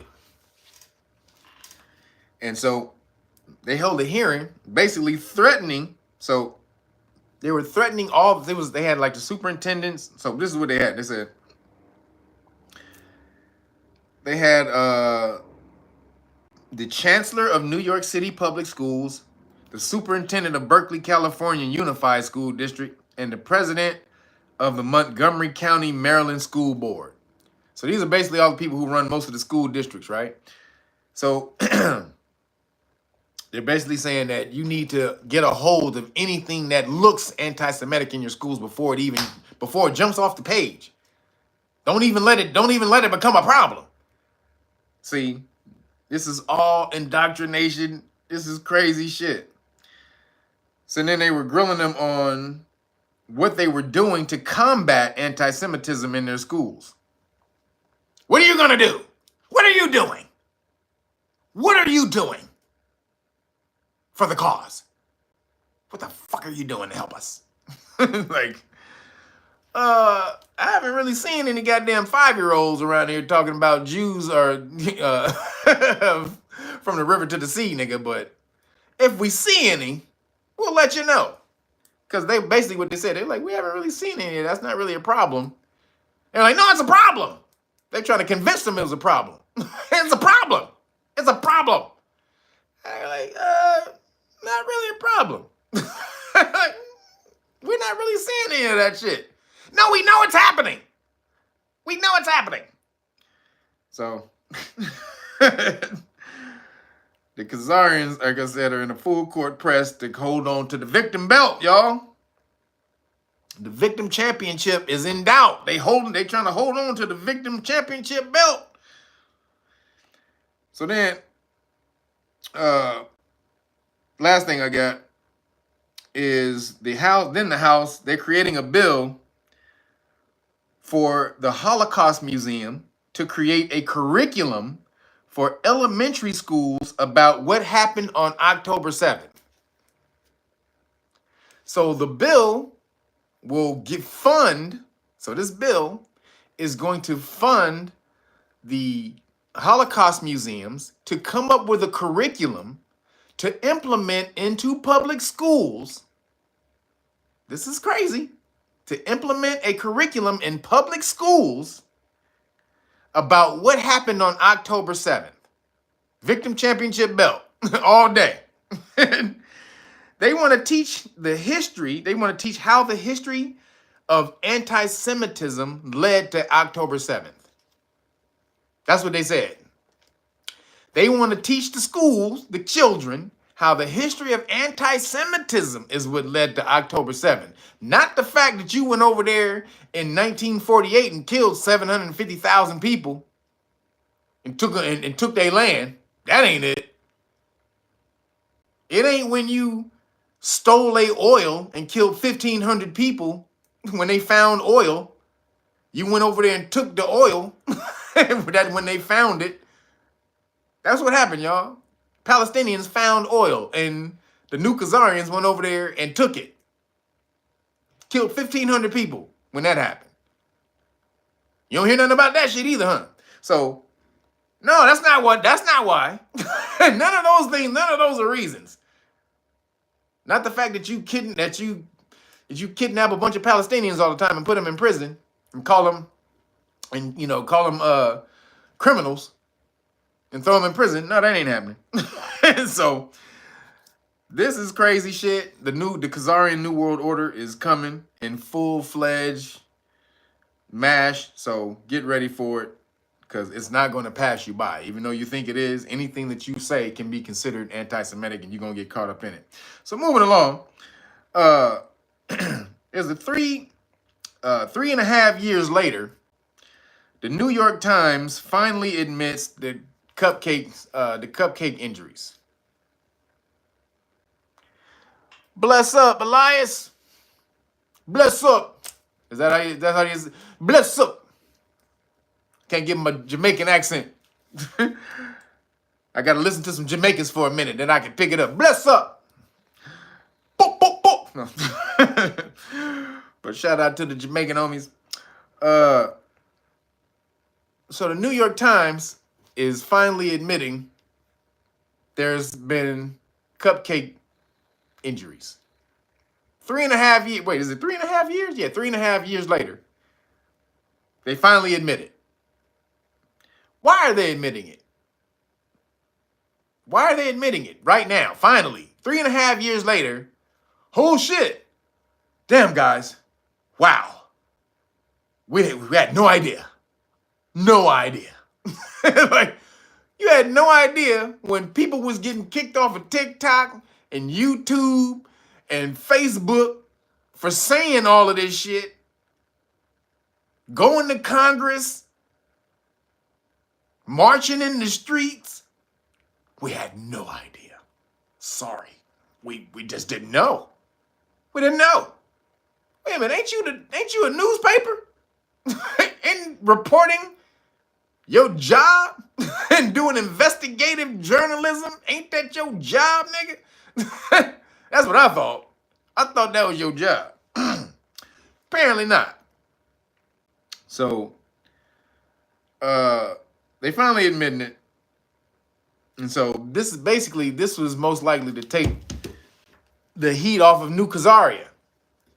There's a bunch of heat on New Kazaria right now, y'all. They've been doing some messed up shit this whole last week and a half. They've been doing the last 2 weeks. They've been doing some bullshit. Yep, Rizza Islam. they got Rizza Islam banned. Dr. Bashir, who peaceful journey to Dr. Bashir. They got Dr. Bashir taken off. Then probably took him out, allegedly. So they is for the bullshit, but now they finally admitting it because there's so much backlash about New Kazaria this week, about them creating laws against anti-Semitism and them killing them, them invading Rafah when America told them not to. They telling America to eat a dick. They telling America to eat a dick. So EAD America is what New Kazaria is saying. Because then in the UK, AstraZeneca, because somebody just put it in there, but AstraZeneca, they pulled their cupcakes off the market because of related injuries, which is blood clots, allegedly.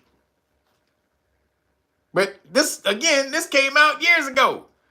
This came out, especially if you had the Telegram app and you were on Real World News. You saw this 3 years ago, 3.5 years ago. They was coming out with this shit immediately. So AstraZeneca is out of business, basically, in the UK. AstraZeneca is done dada. So They need all them niggas. They need all of them to be taken out. Modern Easy and the PF Heiser Bakery one, all of them. But, you know, they trying to throw you a bone with the AstraZeneca. All right, here, fuck it. Here's one of them. No, all of them had adverse effects or cupcake injuries. Because, and it's really important that we get a hold of this, because moving along, in the next one, 49 senators and multiple state attorney generals have urged Biden not to hand over pandemic powers to the WHO. We talked about the WHO treaty that they coming out with. Did y'all know that shit's supposed to be signed next week? Did y'all know the WHO treaty is supposed to be signed in 10 days? How many of y'all knew that? 10 days. This shit is supposed to be done deal. The WHO treaty. When that happens, so the WHO would have a right to declare pandemics at any time or animal and plant emergencies. They can declare pandemies at any time or animal and plant emergencies. What the hell is a plant emergency? What is a plant pandemie? I ain't never heard of that shit. Have we ever had one of those before? We had a plant pandemie before? An animal pandemie? Have we shut down shit because animals got sick? Nope. But they'll be able to do it now. Nigga, your dog, if your dog come up limping and coughing,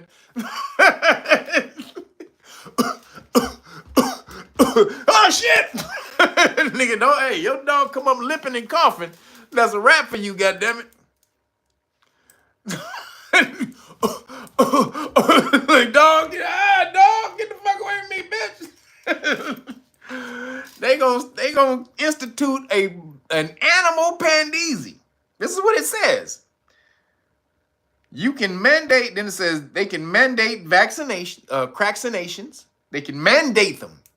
You understand? When they sign this, they can mandate countries to get them. You have to do it. And the rollout is within 130 days of any breakout. So that's the time limit. If a new pandemia happens, they said they can roll out a new cupcake within 130 days and mandate you to take it. Do y'all know the head of the WHO ain't even a real doctor? That nigga's a PhD. He got a PhD in health. That nigga's not even a real goddamn doctor. They got a PhD in health. So, but they about to hand over all the powers to him. Well, really Bill Gates, because the biggest donor to the WHO is Bill Gates, both Bill Gates organization. So Gavi and the Kill Bill and Melinda. But their bylines, what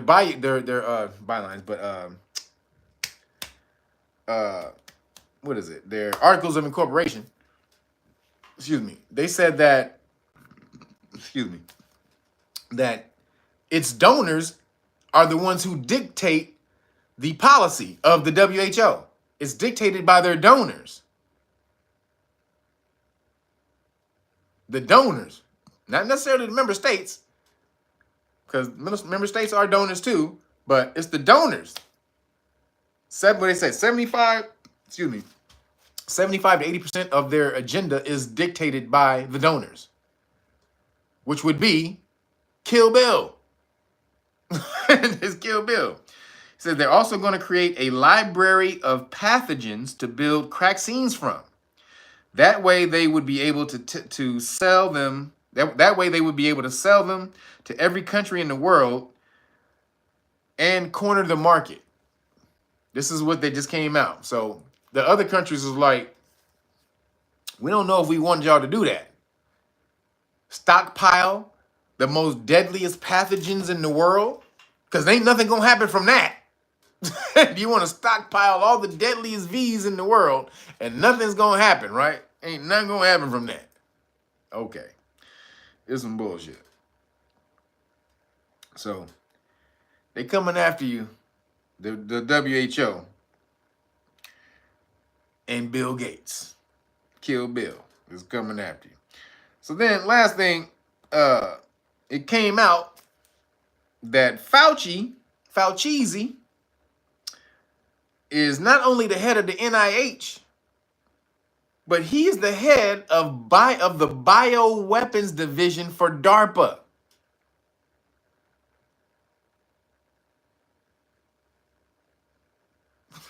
What? Again, let me say that again.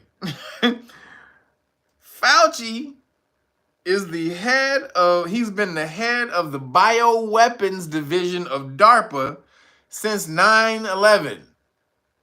DARPA is the Defense Advanced Research Projects something. I forgot what the last A is for.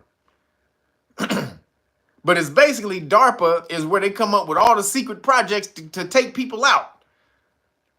With sonic weapons and bioweapons and all that type of stuff. This is where they come up with all the bullshit. Fauci has been head of the DARPA since 9/11. Nobody knew that shit. Just came out. I just found it out. God damn, man. And then, last thing, for Agenda 2030, because they got Agenda 2030 coming out, for Agenda 2030, Interpol created the Global Policing Goals.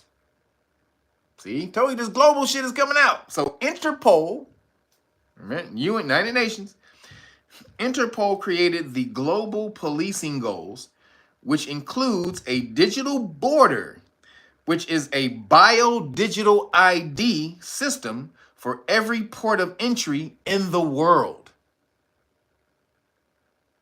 Ha! Whoa! A bio-digital ID system. Global policing is what they call it. Global policing. It is going down all around town. They are trying to lock us up. They are trying to lock niggas up. So, just so you know, real quick, about the WHO. So 22 state governors signed on to that letter to Biden. And they basically said, if you sign the treaty with the WHO, we're not going to follow it. That's almost half the country, half the states in the country. Because again, the 10th Amendment says what's not explicitly given to the federal government, powers not explicitly given to the federal government are reserved to the states. So pandemic or health is one of those things. And so the states can opt out. They don't have to follow the pandemic world order, the Pandisi world order. Just like when Biden instituted a lockdown for the Fed, the federal mandates, no state had to follow that. No states had to follow. Each state did their own thing because states are quasi-sovereign, right? So it's good that 22 senators, or 22, not senators, but 22 governors signed on, and attorney generals, and they said, we not doing it. If the Pandisi happens, we not fucking with it. So shout out to them 22 states. And whatever one of them states is, I know California ain't one of them, so I might have to be moving. God damn it, I didn't want to, but goddamn, I might have to move to one of them 22 states. Because shout out to them cats. So then, moving along, in rainbow news, crazy ass rainbow news. So a couple of weeks ago, I don't know how I missed this story, but a couple of weeks ago, a Decepticon boxer, a Transformer Decepticon boxer, male boxer. So they was a woman, and then they transformed into a male boxer. That's what it was. Transform into a male boxer. So They got knocked out in 21 seconds of the first round.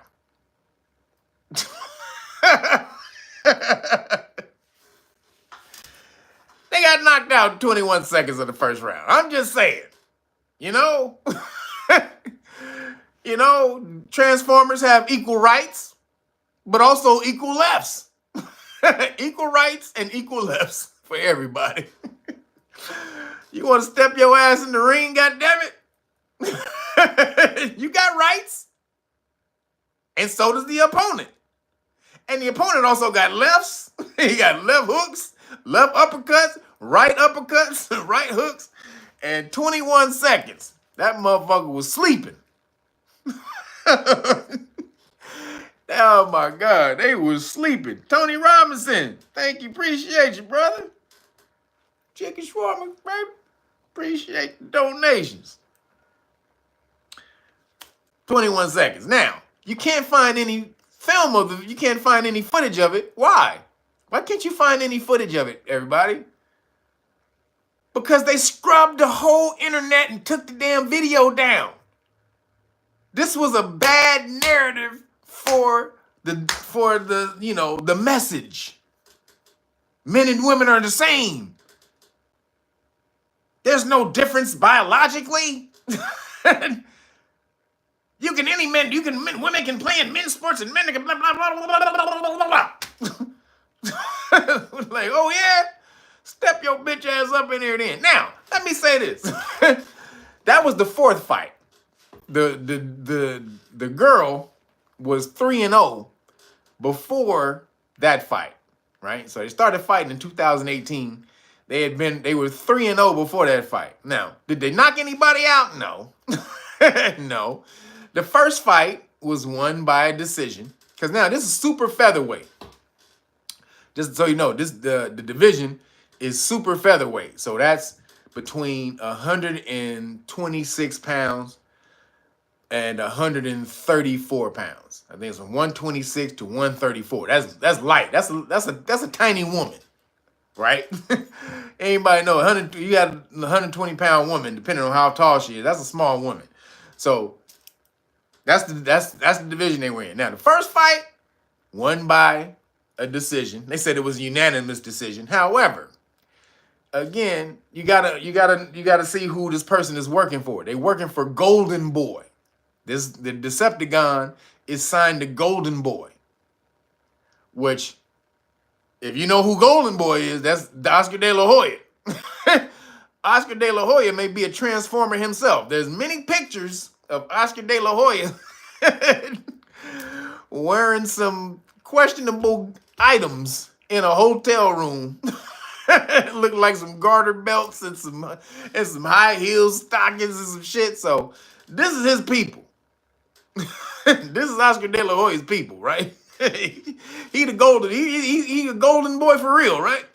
So Golden Boy, they kind of shady. So the first fight was won by unanimous decision. Okay, bullshit. Then the second fight was won because of headbutt. So he headbutted the other fighter, and they were bleeding, and so they had to stop the fight. So they won by headbutt. Then the third fight, they said, was won by a decision. Now, these decisions are questionable like a motherfucker, right? Now, I'm going to say this. If you a dude and you fighting a girl, you should have knocked the shit out of her. I don't give a fuck. Them two dudes, they a disgrace. Them two dudes are a disgrace. But finally, in this fourth fight, when they got in there with an actual dude, a real dude, not like it has some size on him, 21 seconds. 21 motherfucking seconds. So they scrubbed the whole internet and took down the video so you can't see it, because they don't want that image out there of a Decepticon losing. Because they already know. This is why women don't do this. They don't transfer into men's sports, because you get your ass beat. 21 seconds. You know what that is? You know how fast 21 seconds is? 21 seconds is this. Ding, ding. Boom. That's 21 seconds. Ding, ding, ding. That's literally you ring the bell. You go from your corner to the middle of the ring. And that's how it takes you about 21 seconds to get from your corner to the middle of the ring. Excuse me.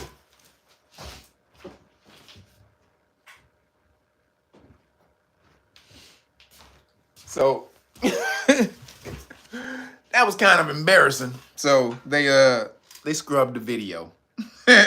Can't say I blame them on that one. He say Mike Tyson. Yeah, she got Mike Tyson for damn show. She got Mike Tyson. Like Clarissa Shields got her ass knocked out. This is 21 seconds though. It's hilarious. So this is the thing. They think by taking testosterone that makes you a man, or taking estrogen makes you a woman. These are the things that make. These are the chemicals that make a person what they are. Testosterone makes a man. Estrogen makes a woman. Absolutely not. Those things are part of it. They're a big part of it. But as a man starts to produce his body, their bones are denser, thicker. A male's bones are denser and thicker, which is why 14-year-olds can beat professional women. 14-year-olds can beat professional women. Their bones are denser, which means they can take more punishment and they hit harder. And their muscle fibers are denser. So all of those things being factored in, just because you take testosterone, it's not going to thicken your bones. It's not going to make your muscle fibers as hard as a natural man. So equal rights and equal lefts. And keep on going, goddammit. If that's the case, keep on going. Keep getting your ass knocked out. So like I said, no coincidence that she fights for Golden Boy. Excuse me. So then, now, see what I was saying about the shadow ban? Everybody in here hit the like button. But see where I'm at right now? Under 500 people in the chat. Now, again, normally it's about 700, 800 people in here. So it's a good three.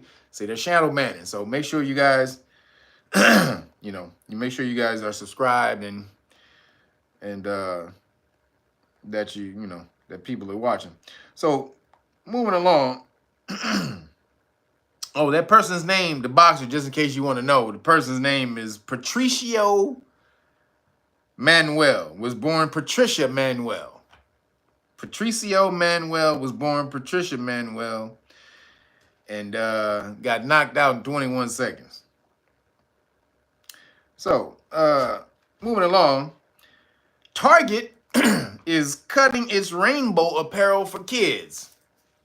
The backlash, remember they lost like billions and billions of dollars last year when they bought out them tuck bathing suits for kids and tried to act like, no, these are adults. These are for adults. It's for grown, it's for men. Like, wait a minute. Nah, nigga, nah. Nah, tuck bathing, nah. For kids?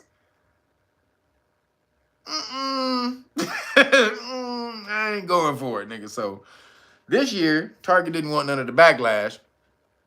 So they just said, fuck it. We not doing the rainbow gear. Fuck the rainbow gear. So they basically moved it. They said, we're gonna keep it.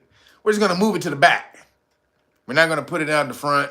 Now, in California, obviously, they still keep it in the front because California is full of shit. It's Rainbow City and shit. But the other states said no. They putting this shit to the back. And so they getting a lot of backlash about it. And how dare you? You need to. Oh shit. Sorry. How dare you? You need to.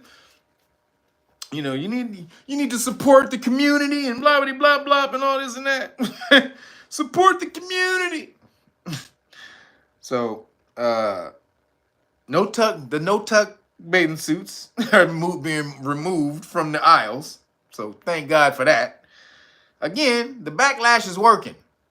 Because really none of this shit is mainstream. They get 0.2% of the population who have the biggest bullhorn, because that's really what it is. They don't really buy anything. They don't move anything in culture other than verbally. They have the biggest bullhorn with the biggest platform, which is Twitter, and it's false backlash. It's pseudo outrage. And then they get a lot of companies to they punk a lot of companies, I should say, into doing what they want to do. But now these companies really starting to see, well, shit, I can do what the hell they want to do, but the real people who are buying this shit, they just stop buying it. And then I'm just going to lose money. So fuck them people. They can just talk the shit all they want. They can talk all the crap they want to talk. And then, which is really not going to lead to any loss of sales because they don't really buy anything. And I just keep doing what I'm doing. So then, moving along, there's a Transformer activist video. So this is crazy. So a Transformer activist films a video explaining how his penis will be surgically transformed into a vagina. And it's at Disneyland. So he's on the video at Disneyland explaining how they're going to cut his thing and it's going to become a vajayjay. And he's doing it at Disneyland out in the open with a bunch of kids. Yeah, WDMA. What the fuck?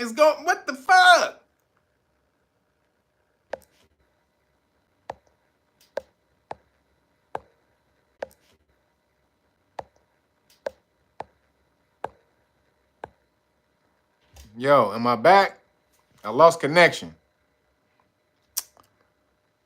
Let me know if you guys can hear me. If I'm back, please let me know. Put a 1 up. Put a 1, put a 1, put a 1. If I'm back. I'm back. All right, for sure. So he made a video again at Disneyland. Now, why is he making this video at Disneyland? Why are they doing this video at Disneyland? Doing the video at Disneyland because it's indoctrination. So when they did the video, there's kids around watching this, right? Then when he takes the video and he posts it on the TikTok, excuse me, where he has like 100,000 followers or something like that, then when he's explaining what's going on, and they say he's explaining it without using the terms. So he's explaining it in like a kiddie type of way where the kids can kind of understand what he's talking about. So if you do that type of stuff, you talking in the kids' terms, explaining something like that in a very kid way, and you do it with the Disney backdrop, that's indoctrination to the children. It's what they call rooming with a G in front of it. It's rooming with a G, because you can't say that on YouTube no more. But it's rooming with a G. So you using Minnie Mouse.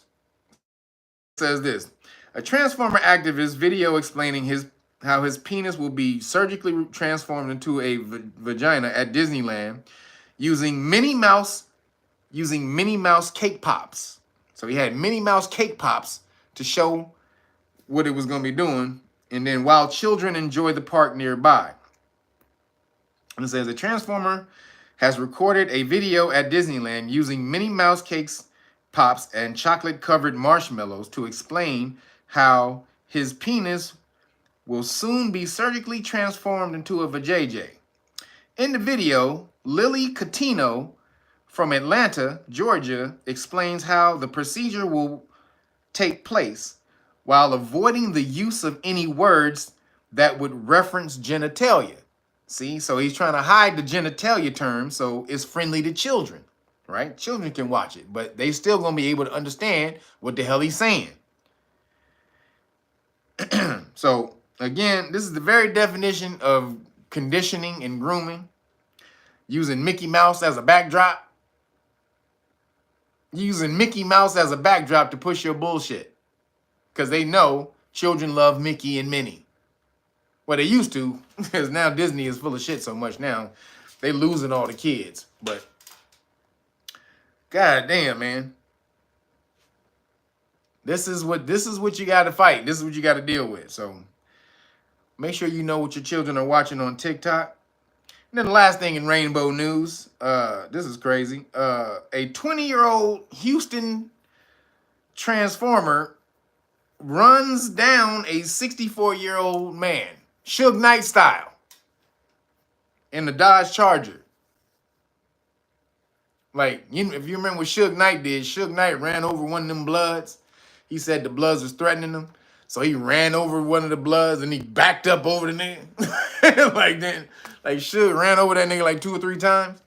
That's what this dude did. This Decepticon transformer ran over a 64-year-old dude. Ran him over, then backed up over him. Got out of the car, took a knife, and then stabbed the nigga 9 times.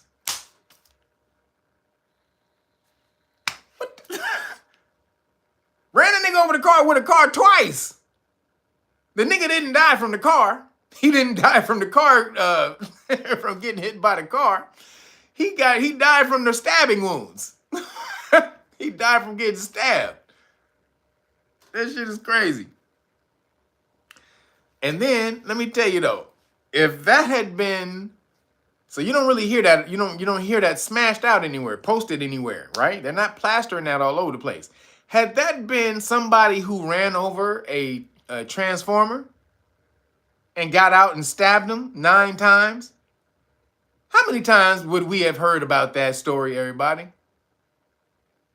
How many times would we have heard about that damn story had it been flipped? A transformer got ran down by somebody in a Dodge Charger twice. Ran over him, backed up over him, got out of the car, and stabbed him 9 times. What would they be calling that type of killing? What would they be calling it? 9 times, Rob.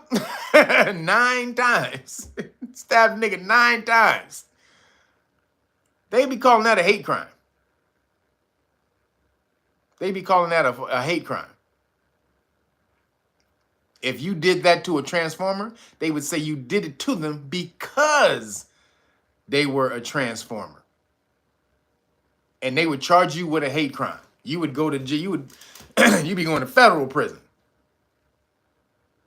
You'd be going to federal prison, not state prison. You'd be going to federal prison. But this motherfucker go Suge Knight on a goddamn regular person, and no, nothing happens. Now, were they doing something? Who knows? Because apparently, I guess in the story, the motherfucker kissed him before he stabbed him. Yeah. Shit. Hey, nigga, what the fuck? You run a nigga over, get out of the car, kiss him, then go get a knife and stab him 9 times. That's some crazy shit. Like what, the nigga, they had a transaction going and the nigga left without paying? Like, what the fuck went down with that? That nigga, he stiffed the motherfucker on a transaction? He might have got stiffed on a transaction. But I don't know what happened with that. But man, the reason that hit me because you didn't hear anything about it. And had it happened the other way around, they'd have been calling it a hate crime. So I'm like, this is bullshit. It needs to be equal justice for both. When they do that bullshit, you got to call them out. Especially when they run a nigga over twice and get out of the car and go get a knife and stab him 9 times. What the fuck, man? So, you know, make it equal there. Make it equal, news people. So moving along, in Science and the Weird, NASA wants to build a train on the moon. NASA wants to build a train on the moon. Yep. They said basically for when humans eventually live there. You know, eventually we're going to be on the moon. You gonna set up a good ass motherfucking. You gonna set up some McDonald's, set up White Castles. Gotta have a train. You gonna set up Vegas. We gonna set up a little Vegas on the moon.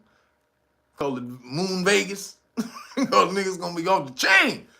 Niggas gonna be shuttling to the moon for Vegas. You know what I'm saying? So we gotta build a train, take it from the shuttle port to Moon Vegas. You know what I'm saying?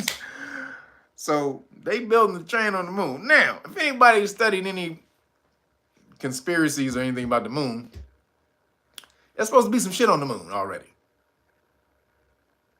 If you listen to Billy Carson talks about how the astronauts, there's a recording of the astronauts talking about those people won't get out of that. How are they going to get out of there when they're on the moon? Who was he talking about? Who was he talking about? Now, this is on the black box. You know, go look at the Billy Carson videos when they talk about that what the astronaut said. When they saw something. They was like, I don't know how they're going to get out of there or something like that. And so something's on the moon already. They're trying to tell us that it's not. And they lost the technology to go back. How you lose the technology to go back to the moon? It was supposed to be mathematical calculations. How did you lose the technology to go to the moon? Now, some people think it was alien technology and they lost it, which is why they never been back. But most people know that they on the moon. They just don't want to tell you when they on the moon because they got bases and shit going on up there. So now they want to build a train, and they're saying it's for when we eventually go there. They looking out for us. They looking out for us and Moon Vegas. They're trying to make sure Moon Vegas is fully transportational when we get to Moon Vegas.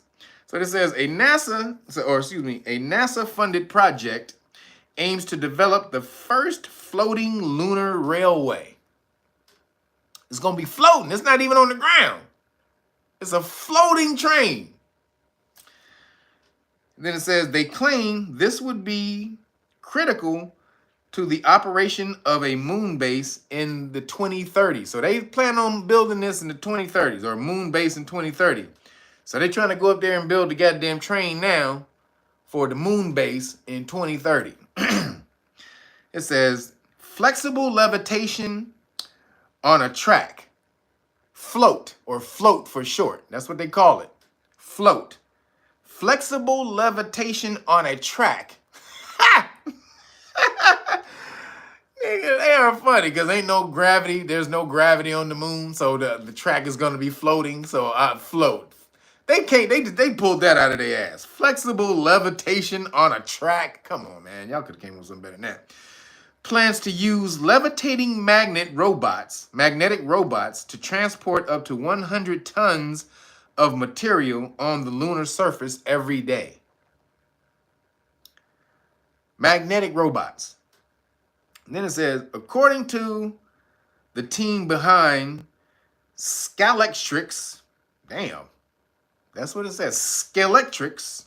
According to the team behind Scalectrix, behind the Scalectrix-like project, this would provide a reliable and autonomous way of moving resources mined on the moon. So what's on the moon that we got to be looking for? We mining on the moon.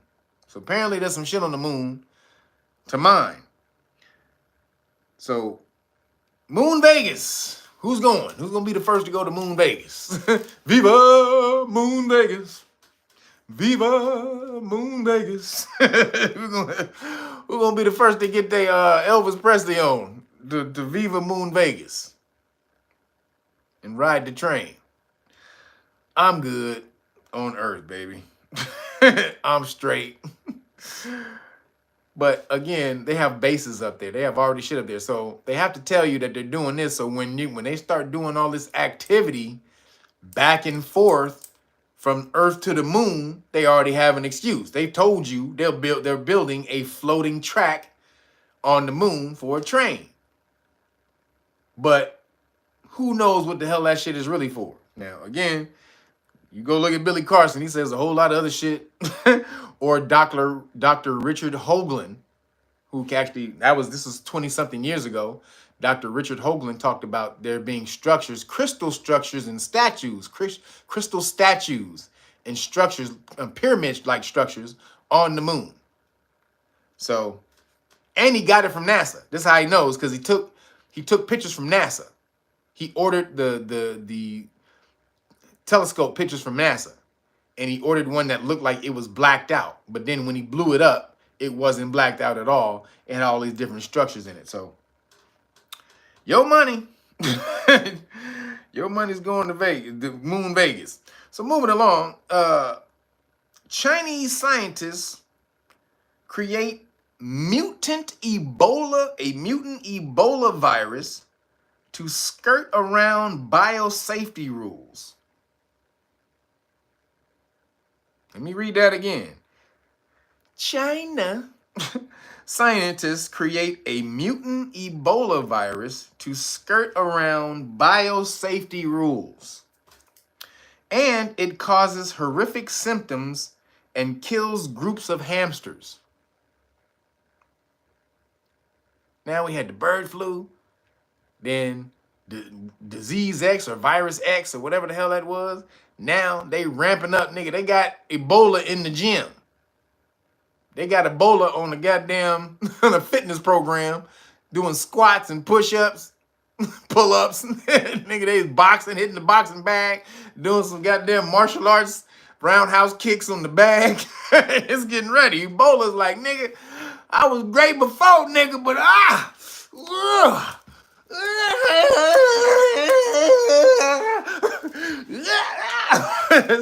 it's doing this goddamn Muay Thai training.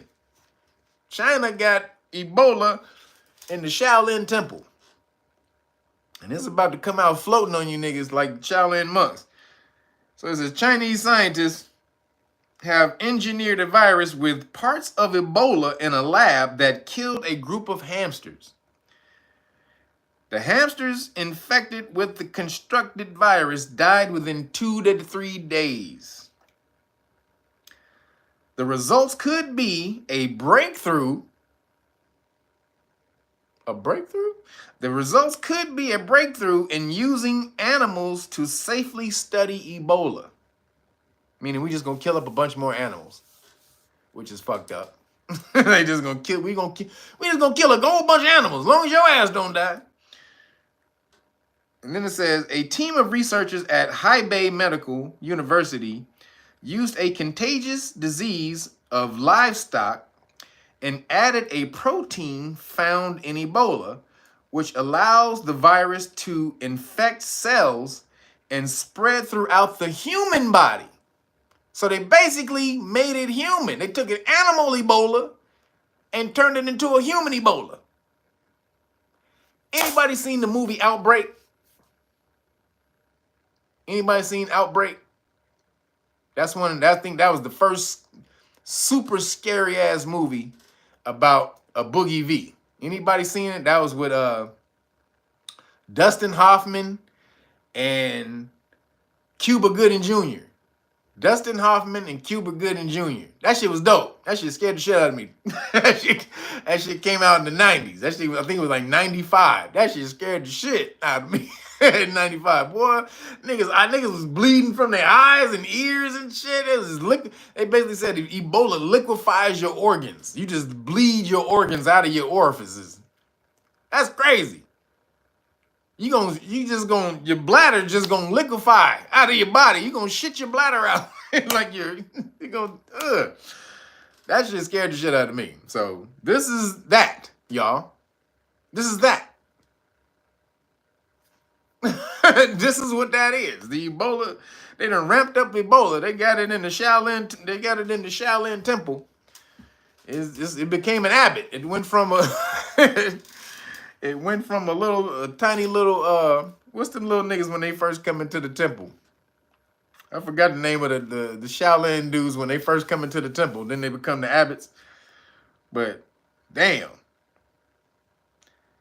So then it says the group of hamsters received the lethal injection. Excuse me. The group of hamsters that received the lethal injection developed severe systemic diseases similar to those observed in human Ebola patients, including multi-organ failure, the study shared. So that, again, that's in the movie Outbreak. That's what was happening. That's what was going down. And so I think they caught it from an animal too. They caught it from what? A monkey. I think they caught it from a monkey in Africa. It was an African monkey. But that's where it came from. The disease came from Africa in a monkey. So it says one particularly horrific symptom saw the infected hamsters develop secretions in their eyes. Holy shit. Secretions in their eyes, which impaired their vision and scabbed over the surface of their eyeballs. They had scabs on their eyeballs. Ah! What the fuck? Damn, they start leaking from their eyeballs, and then it scabbed over the eye. Oh, nigga, what the fuck? See, again, Outbreak. I'm about to go watch that shit again, matter of fact. I gotta go watch Outbreak again. Because, god damn, you start leaking from your eyeballs and your eyeballs scab up? Anybody ever pull a scab off your eyeball? First of all, anybody ever pull a dry contact lens off of your eyeball? Have anybody ever done that?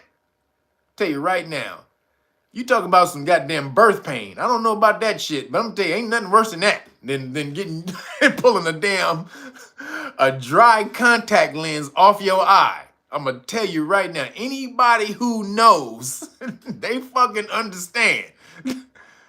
That shit is the worst pain you will. I don't give a fuck how gangster your ass is, how swole you are, how deep you can have a triple Barry White voice.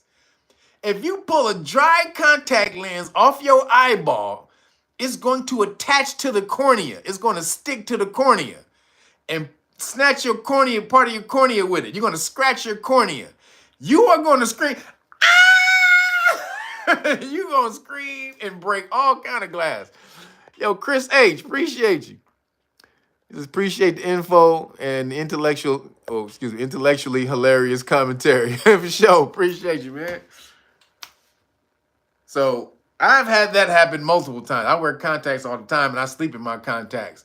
And so a lot of times I sleep with my eyes open, which is crazy shit. Yep, I sleep with my eyes open, so don't ever do shit around me because I'm watching you. But so when I do that, the air dries my eyes out, and it dries the contact out. So I'll sometimes, when I wake up, I'll have this dry-ass contact on my eye and gotta move it around because it shit'll be blurry. So I have to move it around. When I have to move it around, that shit is stuck to your eye. Holy shit. That is the worst pain of all time. So pulling a scab off your eyeball has got to be worse than that. So watch out for the Chinese Ebola. Moving along, in nigga news.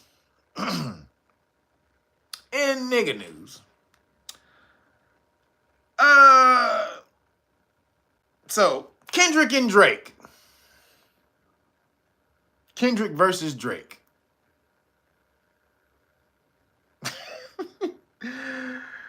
The Kendrick versus Drake, and that feud is bullshit. Just so we're clear. The Kendrick versus Drake feud is some bullshit.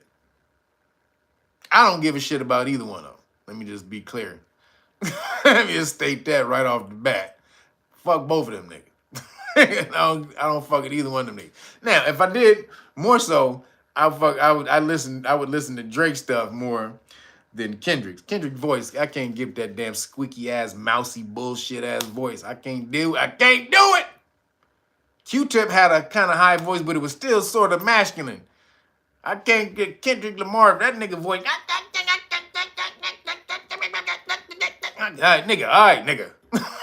Get your little mousy ass voice away from me, nigga. But Apparently, apparently, everybody think Kendrick Lamar won. Now, everybody think Kendrick Lamar got bars. I don't. I think he's consciousness light. I listen to old school conscious rap all day. Gangster shit.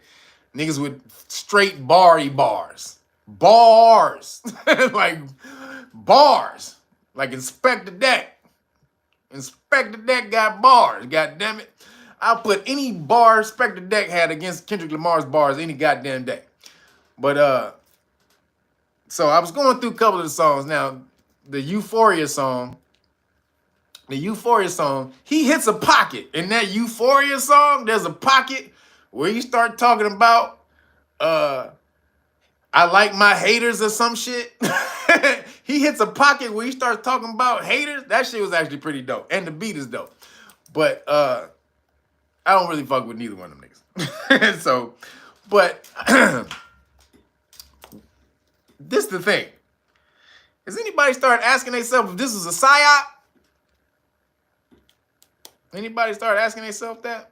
If this was a PSYOP? Because, you know, they're both on the same music label, right? They're both on the same music label. So, anybody ask Universal Music Group? UMG. Same record company, huh? Now, is it suspicious?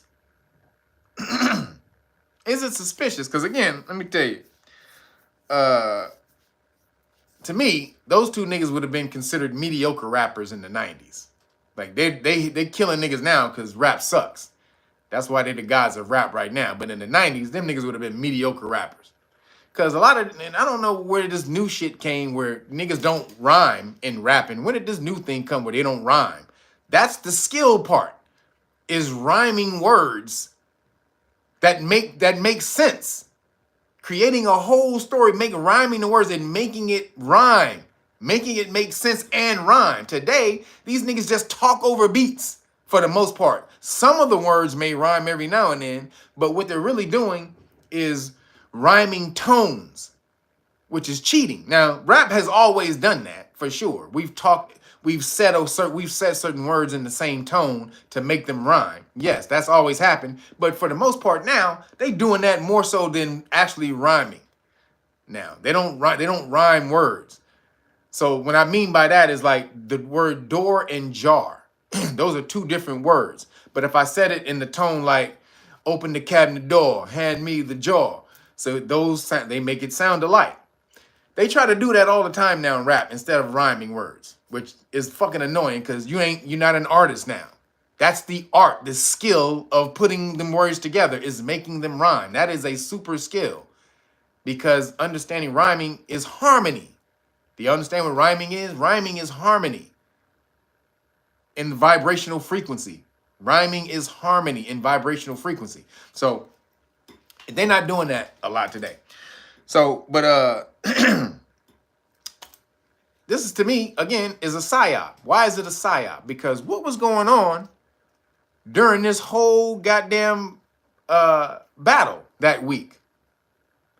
The Kazars was doing crazy shit that whole week. The anti-Semitism law, they smashed on the protesters.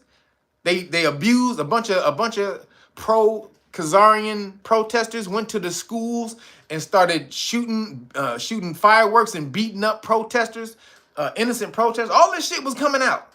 Excuse me. All this stuff was coming out. Netanyahu gets sued by the International Criminal Court for war crimes.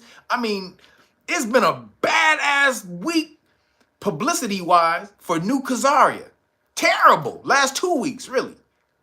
It's been a terrible 2 weeks for these niggas, right?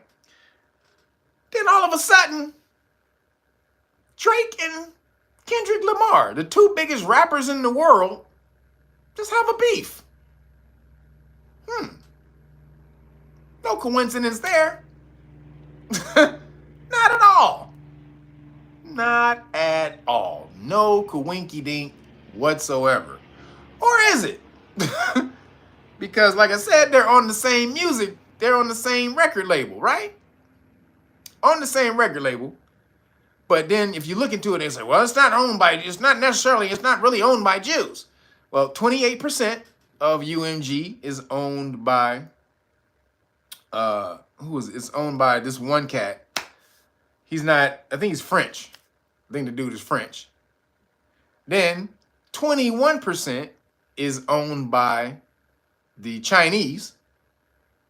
21% is owned by Chinese. And then the other is owned by a company owned by a guy named Bill Ackman. Who is Bill Ackman? Everybody? Do y'all know who Bill Ackman is? Anyone? Who is Bill Ackman? Well, Bill Ackman is the guy who got the president of Harvard, the sister who was president of Harvard. He got her fired because she refused to condemn what they believe was anti-Semitic speech at Harvard. She said, is there anti-Semitic? Is there any rules and things in place to deal with anti-Semitism on Harvard's campus? They were like, well, we don't really see any anti-Semitism, but, if there is, we'll deal with it individually. This is what she said on the Capitol. Wait a minute, you trying to say that from the river to the sea, the chance of river to the sea is not anti-Semitic? I'm going to give you a chance to take that back. And they were just on her. So after she got out of the hearing, this dude, Bill Ackman, who is an alumni of Harvard, he went on a campaign to get her taken out. Smashed on her. She's anti-Semitic, blah, blah, blah, blah, blah. Smashed on her, got her removed. First melanated president of Harvard ever. First sister, too. So, got her taken out, right? So, Bill Ackman is part owner of UMG. Kendrick and Drake. No coincidence there. And also, Bill Ackman is also the one who was paying for the pro-Israel protesters to go in and beat up the nonviolent protesters. He was the one paying for it. Him and Jerry Seinfeld and a couple of other rich people. You said like Vlad? Yeah, Vlad is a Kazarian. Yep. So Bill Ackman on the low tip got some shit going between who they probably believe is just some lowly dumb niggas. Got them to do some scrapping. Excuse me. While you niggas is going back and forth, Drake killed. Oh my God, Kendrick Lamar just destroyed Drake. My God damn it, nigga, oh my God, this is the greatest shit of all time. It's crazy. Can you say the going about it? And Israel just invading Rafah. That was the other thing. While y'all going over this, Israel invaded Rafah. See? When America told them not to. While you going crazy over Drake and them, and I'm telling you, when I tell you this is all over the place, it's everywhere. I watch news and podcasts from everywhere, all different genres. Every fucking thing you can think of. Asians and Caucasians and Hispanic. I watch everything. This shit is everywhere. This shit is everywhere. So what do you think of the Kendrick Lamar and the Drake beef, huh? What do you think? Oh, wow, man. Whoa, what's going on? What's going on with those two, man? I don't even know. I like both of them. This shit is going crazy. It is taking over the space, right? So, no coincidence that they're on the same record label owned by Bill Ackman, who has been funding pro-Israel rhetoric and also funding people who smash against the Palestinians. So I'm just saying, I'm just putting two and two together. I ain't saying that's necessarily it. Maybe Kendrick Lamar do got some real beef with Drake and all this and that, whatever. I mean, he got the nigga house shot up. Right after that, his house got shot up. Now, was that real? Was that shooting, that somebody driving by his house? Was that real? Because the nigga shit is in Canada. I ain't never heard of no drive-bys in Canada. What the fuck is going on in Canada? Niggas doing drive-bys in Canada? Come on, nigga, for real? Stop playing. So, to me, that was somebody trying to escalate the situation. Or somebody paying under low to escalate the situation. Because, nigga, ain't no drive-bys in Canada. That's not a thing. Drive-bys are not a thing in Canada. So, I'm just saying, while y'all niggas was distracted, there was other things going on in the world besides Drake and Kendrick Lamar. Then last thing in the nigga news I got, this is crazy. So San Francisco, this is funny. This is crazy. I put this in nigga news because this to me is such nigga shit. San Francisco is giving taxpayer funded shots of vodka to homeless people and alcoholics. Homeless alcoholics. And a $5 million program organizers claim improves participants' health. San Francisco has a $5 million program where they roll around the city and find homeless alcoholics and give them shots of vodka.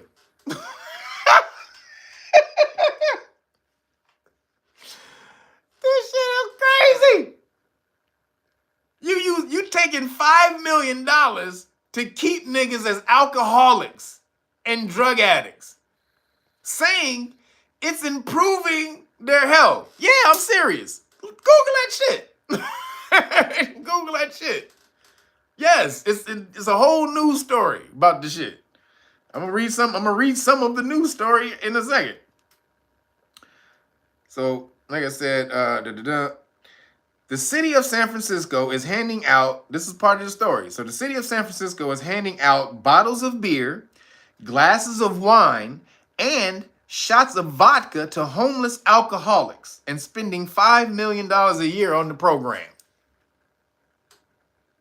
Saying it's going to improve their health. Wait a minute. Since when did alcohol and beer and wine improve somebody's health? What the fuck are they doing? You trying to keep people out there on the street so you can keep that money flowing into whatever non-governmental organization is has been contracted to hand out those shots. They don't give a goddamn about them people. Yo, Broderick Enoch, thank you, brother. Appreciate you. Appreciate you, brother. They don't give a goddamn about them people. Alcoholic shots. They about to go around. They are about to give niggas about to be partying. So then it says, it aims to curb excessive drinking among the homeless and prevent deaths. Despite criticisms about enabling addiction, officials argue it saves money.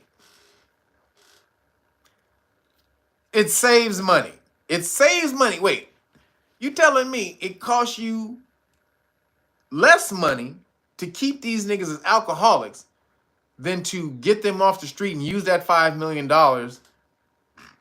to try to get them into some type of plan, some type of rehab plan to get their lives in order. Take a little bit of that money, put it in the bank so it develops some interest for them. So when you get them off of the drugs and the alcohol, they have a little something set up for them.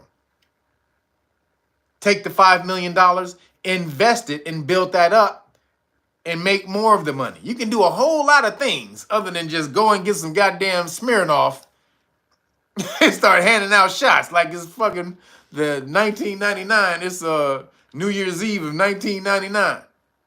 Cheers, my nigga. Hey, baby, it's about to be 2,000 around here, my nigga. Nigga, they going around. Are they giving them weed too? I'm just saying. Where does it stop? Does it stop at the weed? Are they giving them meth? Do they get fentanyl? If they on fentanyl, do they get fentanyl too? So, San Francisco's full of shit. Giving away taxpayer money to keep niggas drunk. to keep niggas drunk and high. Wow. You know what it does? It keeps you, if you stay drunk, you don't, you're not contemplating about the destitute state you're in if you're constantly drunk, right? Pretty much. If you constantly drunk, you're not tripping on the destitute state of affairs that you've put yourself into. You can constantly drink and keep on forgetting about that bullshit. Makes you feel better. I'm out here on the street. I fucked up my whole life. My family left me. I don't have a job. Have no friends. But I got my fucking vodka, man. Got my shot, bro. Cheers. This nigga's got as long as he got his shot of vodka, they all good. California need to be ashamed of themselves for that shit. Seriously. And moving along, last couple things. In police stop law lessons, did you see the body cam footage of Robert Fortson? Robert Fortson just came out. The body cam footage of Robert Fortson came out. And it shows a police officer shot him within seconds of him opening the door. Terrible, terrible video. If you've seen the video, sorry for you, because apparently the cop got a domestic dispute call and showed up to the wrong goddamn door. Showed up to the wrong door. Oh boy is on the phone. Roger, he's on the phone with his girl. The police officer bangs on the door.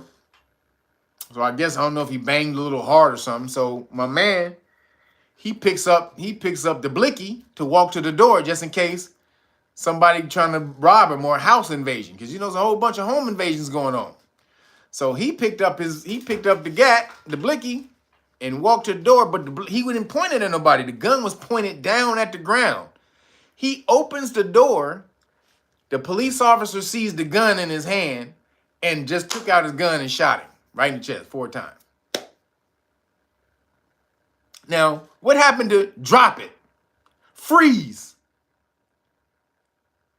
Because if you were able to get the drop on him and he had his gun out already, that means he wasn't trying to shoot you. If he opened the door with his gun, if he wanted to shoot you, he would have shot you as soon as he opened the door. He would have shot the officer as soon as he opened the door, if that was his intention. Or at the very least, pointed the weapon at the officer. So now they're trying to say, they're going to try to give the officer qualified immunity. Say that he had the weapon in his hand. The officer feared for his life. You know, all the regular bullshit that they will pull out. I was scared for my life. But you went to his door. You knocked on his door. Now, again, it was a domestic dispute call, so he didn't know if he was at the right door or not. Or a person who was in a violent dispute was opening the door with a gun. So also that's in his head. You gotta say the actual facts. Yeah, I know we all want to be one-sided, but we gotta say the actual facts. So in his head, in his mind, and this is where the police officers, this is where they're gonna come in on his side and say, well, he got a domestic dispute call, which entails or insinuates there was some type of violence going on. And then he gets to the door and he opens the door, and a man opened the door with a weapon. So in the police officer's mind, he's going to a place there may have been violence happening. The guy opens the door with a weapon. So the police is on hyper alert about violence. This is what they're going to say. I'm just telling you what they're going to say, right? Which could have been true, which could be true. It all has the possibility of being true that the dude was hyper. Now, that he was hyped up in his mind on a violent call or whatever. Now, that doesn't negate his procedure. If the dude is not pointing a weapon, you need to pull out your weapon and tell him to drop the weapon. The weapon is not pointing at you. You pull out your weapon, you tell him to drop his weapon. You don't shoot somebody immediately and then figure it out later. That's absolute bullshit. So, everybody, just so you know, police officer come to your door. Do not open the door. Do not open the door. You don't have a right, you don't have any obligation to open the door for the police. Zero. Even if they banging on your door. The only time you have to open the door for the police is if they got a warrant. A search warrant or an arrest warrant. On an arrest warrant, the person named in, first of all, they have to show you. They have to show you the warrant. But on the arrest warrant, the person who's named in the arrest warrant has to be there, has to be in the house. Or you don't have to open the door. Because they got an arrest warrant with a person on there doesn't mean they can come in and search for the person on the arrest warrant. If that person is not at your house, at the house, they can't enter. Now, they can enter if they know it's his residence. Let me say that. If that's the actual person's residence and they have an arrest warrant, then they can enter and they can search. But they can only search where a person can physically be in the house. They can't open drawers, little tiny drawers and shit, dresser drawers, unless the person on the warrant is a midget. It's like, if the person on the warrant is a midget, then they can open drawers and be like, hey, nigga, where that little nigga at? God damn it. I know I saw this nigga hiding in a drawer one time before. Where he at? Dump them shoes, empty the shoes. So that's the only time they can only look in drawers and shit if the person on the warrant can fit in a drawer. But that would probably not happen. So the only places they can look are places where a person can be, a grown person can be. Just so you know that. They'll try to act like they can look everywhere in your house if they come in the house with an arrest warrant. On a search warrant, police officers can come in your house, but they can only look in the places that it says on the warrant. They can't look everywhere. Just so you know, police officers come in your house with a search warrant, you look at the warrant, and it should state where they're able to look, what they're looking for, and places where they be able to look for that thing, what they're looking for. So, very specific things police officers can and they can't do when they come to your house. But again, don't open the door for police officers ever unless you call them or unless they have a warrant, a valid warrant. Unless they have a valid warrant. Because, like I said, the Trump administration is going to implement this police state. It's coming. This new police state is about to smash on everybody. And Trump is adamant about it because he keeps talking about it. He keeps going to police stations and stuff and chilling with them. So they all going to vote for him. All the police officers are going to vote for him. And he's going to give them special protections to help institute or reinstitute order. What he believes is order. Because, you know, too many niggas robbing stores and all kind of crazy shit going on right now. So, excuse me. And then they tried to create an agency. This is crazy. They tried to create an agency called, I think it's called HAPA, which would create an algorithm to identify early warning signs of It would create early warning signs of neuropsychiatric violence by going through people's social media. Telling you this shit is coming. They're trying to make another agency, again, I'm reading this again. They're trying to make another agency called HAPA, which would create an algorithm to identify early warning signs of neuropsychiatric violence by going through people's social media. What is neuropsychiatric violence, everybody? Neuropsychiatric violence. You thinking about killing somebody or hurting somebody. Yeah, Terrence Monger, Minority Report, pre-crime. That's exactly what it is. Pre-crime from Minority Report. It's real, y'all. And they got it in the works already. except they're not going to use psychics. They're going to use an algorithm to identify you. Holy shit. Like they're doing in Israel already with that lavender algorithm that supposedly identify terrorists. And just so you know, AI is completely controlled and made by the Khazars. AI is completely controlled and made by the Khazars. The biggest tech hub is in Israel. Did y'all know that? There's more tech companies, and all the tech companies from America also are in Tel Aviv and another little spot out in Israel. All the techies are out there. And the AI is controlled by the Khazars. Who is the head of ChatGPT? Sam Altman, a Khazar. He's the one who created the AI right now. Sam Altman is a Khazar. And who do you think Sam Altman is loyal to, everybody? Who do you think Sam Altman is loyal to? First.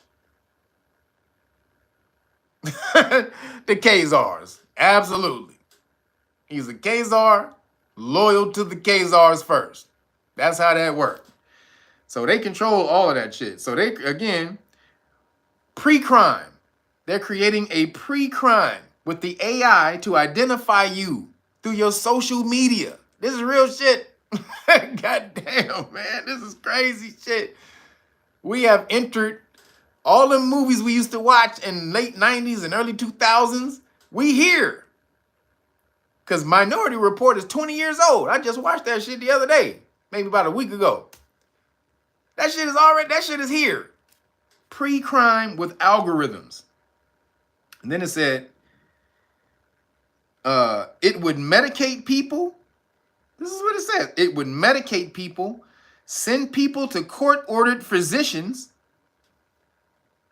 It would basically just, it would identify people who needed medication, send people to court-ordered physicians. This is the algorithm thing. This ain't a person. This is the algorithm saying you need some drugs, bitch. Take your ass and get you some Valium because you're a little off the chain. Go get you some fentanyl or something, motherfucker, because you jumping off the walls. This is the algorithm telling you. The algorithm is going to send people to court-ordered physicians and order house arrest or detention. The algorithm will order house arrest or detentions. That's crazy. So when this comes out, excuse me, when this comes out, it's going to be a dystopian, what did they call it? Dystopian world when this comes out. So I had to let y'all know about pre-crime that's coming. It's already smashing. They're already doing it. This was on, the story was on Kim Iverson last week. So if you go to Kim Iverson's channel, you'll see, she was talking about it with another girl. I forgot the girl's name. But pre-crime is coming, y'all. So just be aware. And then the last thing I have, last Sunday, when I did the anniversary police stop law class, there was a story in there about an officer named Officer Rosario. So we had a lot of people talking about Officer Rosario. If you haven't seen it, it's towards the middle.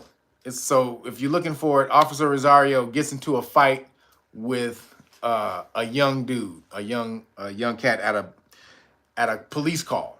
So he goes to the house because the daughter of this woman, she's going crazy. She broke some houses. She assaulted the mom or whatever, and she took off. So Officer Rosario goes there to see what's up. When he gets to the place, the son, who's like 20 years old, and just a young little thug asshole who he thinks is a thug, little gangster, he just start going off crazy, start talking shit to Officer Rosario just right off the bat.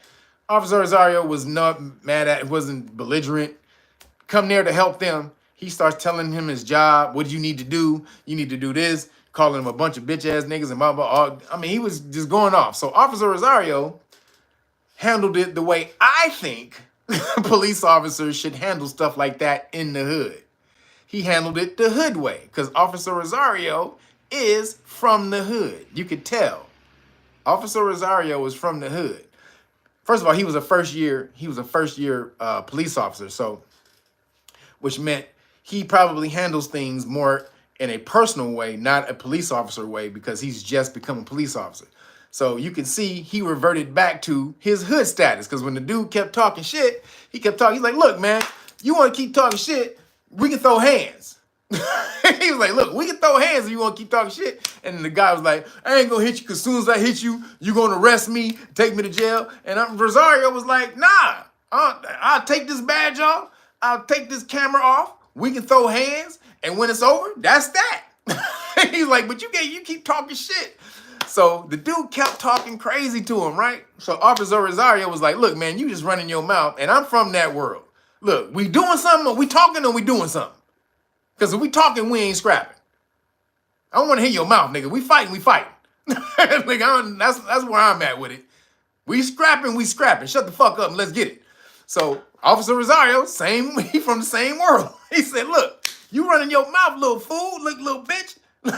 He's like, you want to scrap? Let's scrap. And so as soon as, he's like, look, I already told you. I'm going to take this badge off. I'm going to take this camera off, and we can just throw hands, and that's that. So Officer Rosario, he kept talking shit, so Rosario went up to him to spark it because he kept running his mouth, so Rosario pushed him. Now, Officer Rosario should not have pushed him. That was assault. You have a right to say anything you want to a police officer, and the police officer is supposed to be able to take that, for sure. I never said that what Officer Rosario did was technically right. It was right philosophically for what he was for the situation he was dealing with. He was dealing with a young cat with no father, had come up with no father. The mother even said it. He got a mouth on him. He ain't got no discipline. And Officer Rosario understood that.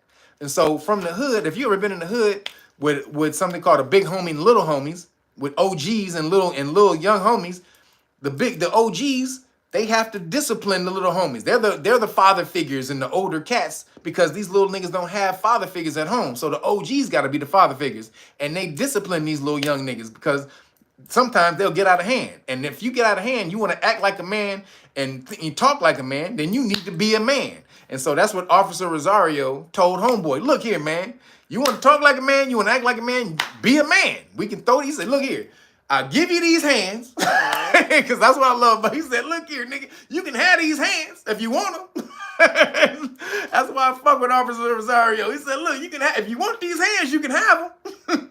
So that to me was more of a hood mentality, but more of a big brother, I'm about to teach you a lesson type of thing, because a Caucasian cop, or we not all of them, but many Caucasian cops would have probably tried to arrest him or at the very least tased him and shot him or whatever, right? But that ain't what happened. So eventually they got into the scrap. They got into a fight, right? Officer Rosario put the hands on him like he told him. I don't know why dude wasn't ready for the hands, but Rosario told him, look, I'm about to throw these hands. We about to throw hands. He warned him like for 5 minutes. And then they finally got into it. Rosario whooped up on him, but he didn't really beat him. He was just more like slapping him, doing little pat punches and soft punches like that. So they got up. The dude got mad. He want to fight now. The little kid want to fight now. Let's go then, bitch. Let's go. He took off his stuff. He like, let's go.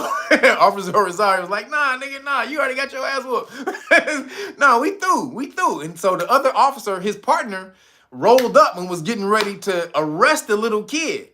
Officer Rosario was like, nah, leave him alone. I said, no, nothing gonna happen. Back up. Leave him alone. Nothing gonna happen to him. So shout out for Rosario for keeping his word. He's like, look, you want to run your mouth like a grown man, you need to be a man. And now here in these streets, you can't talk any type of way to anybody. That's just the way it is. Because you run your mouth like that to the wrong person, you get dead. So he did all of that. And so after that, and so the kid, he was mad at first, but Officer Rosario had to come back to the house to apologize with a bunch of officers because, he was in trouble. The officer, his partner, went and told on him, went and ratted him out to the other police, to the precinct, right? So they all had to go back to the house to apologize to the kid. When they went back, the kid was there, and he said, yeah, man. He said, how you doing, kid? He's like, so you can tell Officer Rosario is a young kid from the hood. He said, what up, son? What up, kid? He's like, yeah. He's like, I never should have hit you earlier, man. That's my bad. And so then the kid said Nah, man, it's cool. I love when an officer is about that life. He said, I love when, because he understood. The kid understood too what it was. It was some disciplined, big brother, little brother type of shit that should go down with policing. This is how that type of shit should go down in the hood. You shouldn't have to shoot a kid. You shouldn't have to shoot a kid and mangle a kid, all this and that type of shit. He gave him a chance to fair fight. You want to run your mouth? You want to run your mouth? And then that can be that. So the kid said, nah, it's all good. When they came back and said, do you want to press charges? He said, no, I don't want to press charges. As a matter of fact, give him a raise, give him a promotion. So the kid, even though he got his ass whooped, he understood what happened. He was thankful to Officer Rosario for handling it that way and said, yo, no, I don't want to press charges on him. Give him a promotion. So everybody who was in the damn thing, oh, he emotional. The cop is emotional and this and that. He wasn't emotional at all. He was dealing with a little nigga who kept running his mouth, who kept talking shit. Look here, man. I'm going to deal with this on some hood shit. You want some hand? You want to throw hands or what? Because you running your mouth an awful lot. So I can give you these hands, then that's going to be that. So shout out to Officer Rosario, because everybody was shitting on Officer Rosario. I fuck with you, Officer Rosario. I get it, baby. Sometimes these little niggas need to get slapped up, running their mouth like crazy. You can't run your mouth to everybody like that. And I'm one of them fools you can't run your mouth to like that. You run your mouth to me like that, I'm going to ask you immediately, we throwing or what? Because if you running your mouth, I ain't trying to hear you. So again, shout out to Officer Rosario. But Officer Rosario should not have done it. Let me say that technically he shouldn't have done it in his job because, and then the kid, they eventually went back and sued the department, and they actually got like $100,000 because somebody took up their case and they went and sued and they got $100,000. But again, so Officer Rosario, I think, did it right. However, if you don't want to get caught up by the popo, if that kid knew his rights, he could have dealt with Officer Rosario a different way. So get your Know Your Rights manual, teach you everything you need to know about the police stops and traffic stops, or Terry stops, which are police stops on foot, and traffic stops. And then he could have went after Officer Rosario's bond also, if he had known about this right here. So even though he got sued, he sued Officer Rosario and eventually got paid after a couple years. He could have went after Officer Rosario's bond and got paid. Even though I fuck with you, Officer Rosario. Even though I fuck with you, boy, because I feel that was the right way. However, technically, as a police officer, you can't do that shit. So when that happens, you can go back and get their ass. And this is the things you need right here. Again, you have this on you, constitutional rights card. Tell Officer Rosario what your rights are and what happened when he violates your constitutional rights, like pushing you or slamming you on the ground. And then this right here lets you know that, tells them that they lose that qualified immunity, which is the shield they get to protect them when they violate your constitutional rights and they don't know they violated your constitutional rights. So you do it, you get them on camera, you say you're in danger of violating my constitutional rights, you get them on camera and you show them this, and boom, you got them. All right. So you have all three of these. You keep all these together. Oops. You keep all of these together. I don't answer questions. Keep this in your car. And then, we got all the extra tools for you and your children to learn these laws. Police stop flashcards 1 and 2. Law and government flashcards 1 and 2. Supreme Court case flashcards that shows you all these laws come from. So again, we created everything that you need to deal with these popo. Now, again, Officer Rosario is a special case. However, if you knew the law, if that kid had known the law, he wouldn't have had to fight Officer Rosario. He could have got him immediately, and boom, then wouldn't have had to wait a couple of years. So just like that, you don't either. And then make sure you get to Know Your Rights Foundation, because that Chinese Ebola may be coming.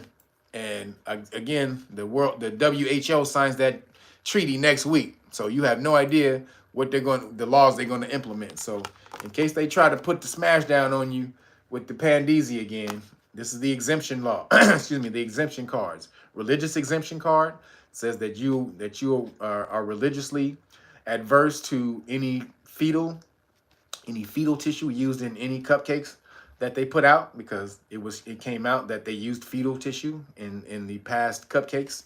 And then this one is the liability notice. It tells them that they're liable for every second that they force you to get a cupcake in your body. They have to pay you for it, because even if it's a mandate, they don't own your body for 24 hours a day. So how can they make you get a cupcake or something that stays in your body for 24 hours a day when you're only on the clock, or you're obligated to be on the clock for about, what, 8 to 12 hours a day at the most? So right here, this lets them know that they're in danger of violation, and they're liable if they force you to get that right there. So you get that at the knowyourrightsfoundation.org.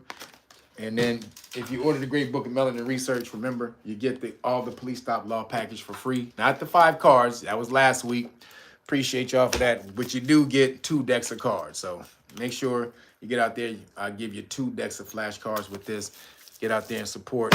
Appreciate you. Also, make sure you support the homie Timmy Tai Tai on the weed juice side of the game right here with this cool watermelon, mint, and ginger. This is one of the dopest ones. If you haven't tried this, I highly suggest you try this one. Even though I love surprisingly sweet, this to me right here is probably right there with it. So try this one. Again, you can hit Timmy Tai Tai. Make sure you call him. Let me get his number. It's 323-864-4425. Again, 323-864-4425. Appreciate you guys. I'm out of here. About to get me some chicken shawarma. God dang it. Appreciate y'all on the chicken shawarma donations, because I only got 2 more weeks left for my cleanse, so I'm about to enjoy this 2 weeks. So appreciate you. Thank all my moderators. Been here for keeping it cool in here, keeping all the crazy people out of here. And all the people who hit the super chat and the cash apps. Appreciate y'all. I'm about to get out of here because I'm tired as hell. Been talking too goddamn long, and I'm out. Peace.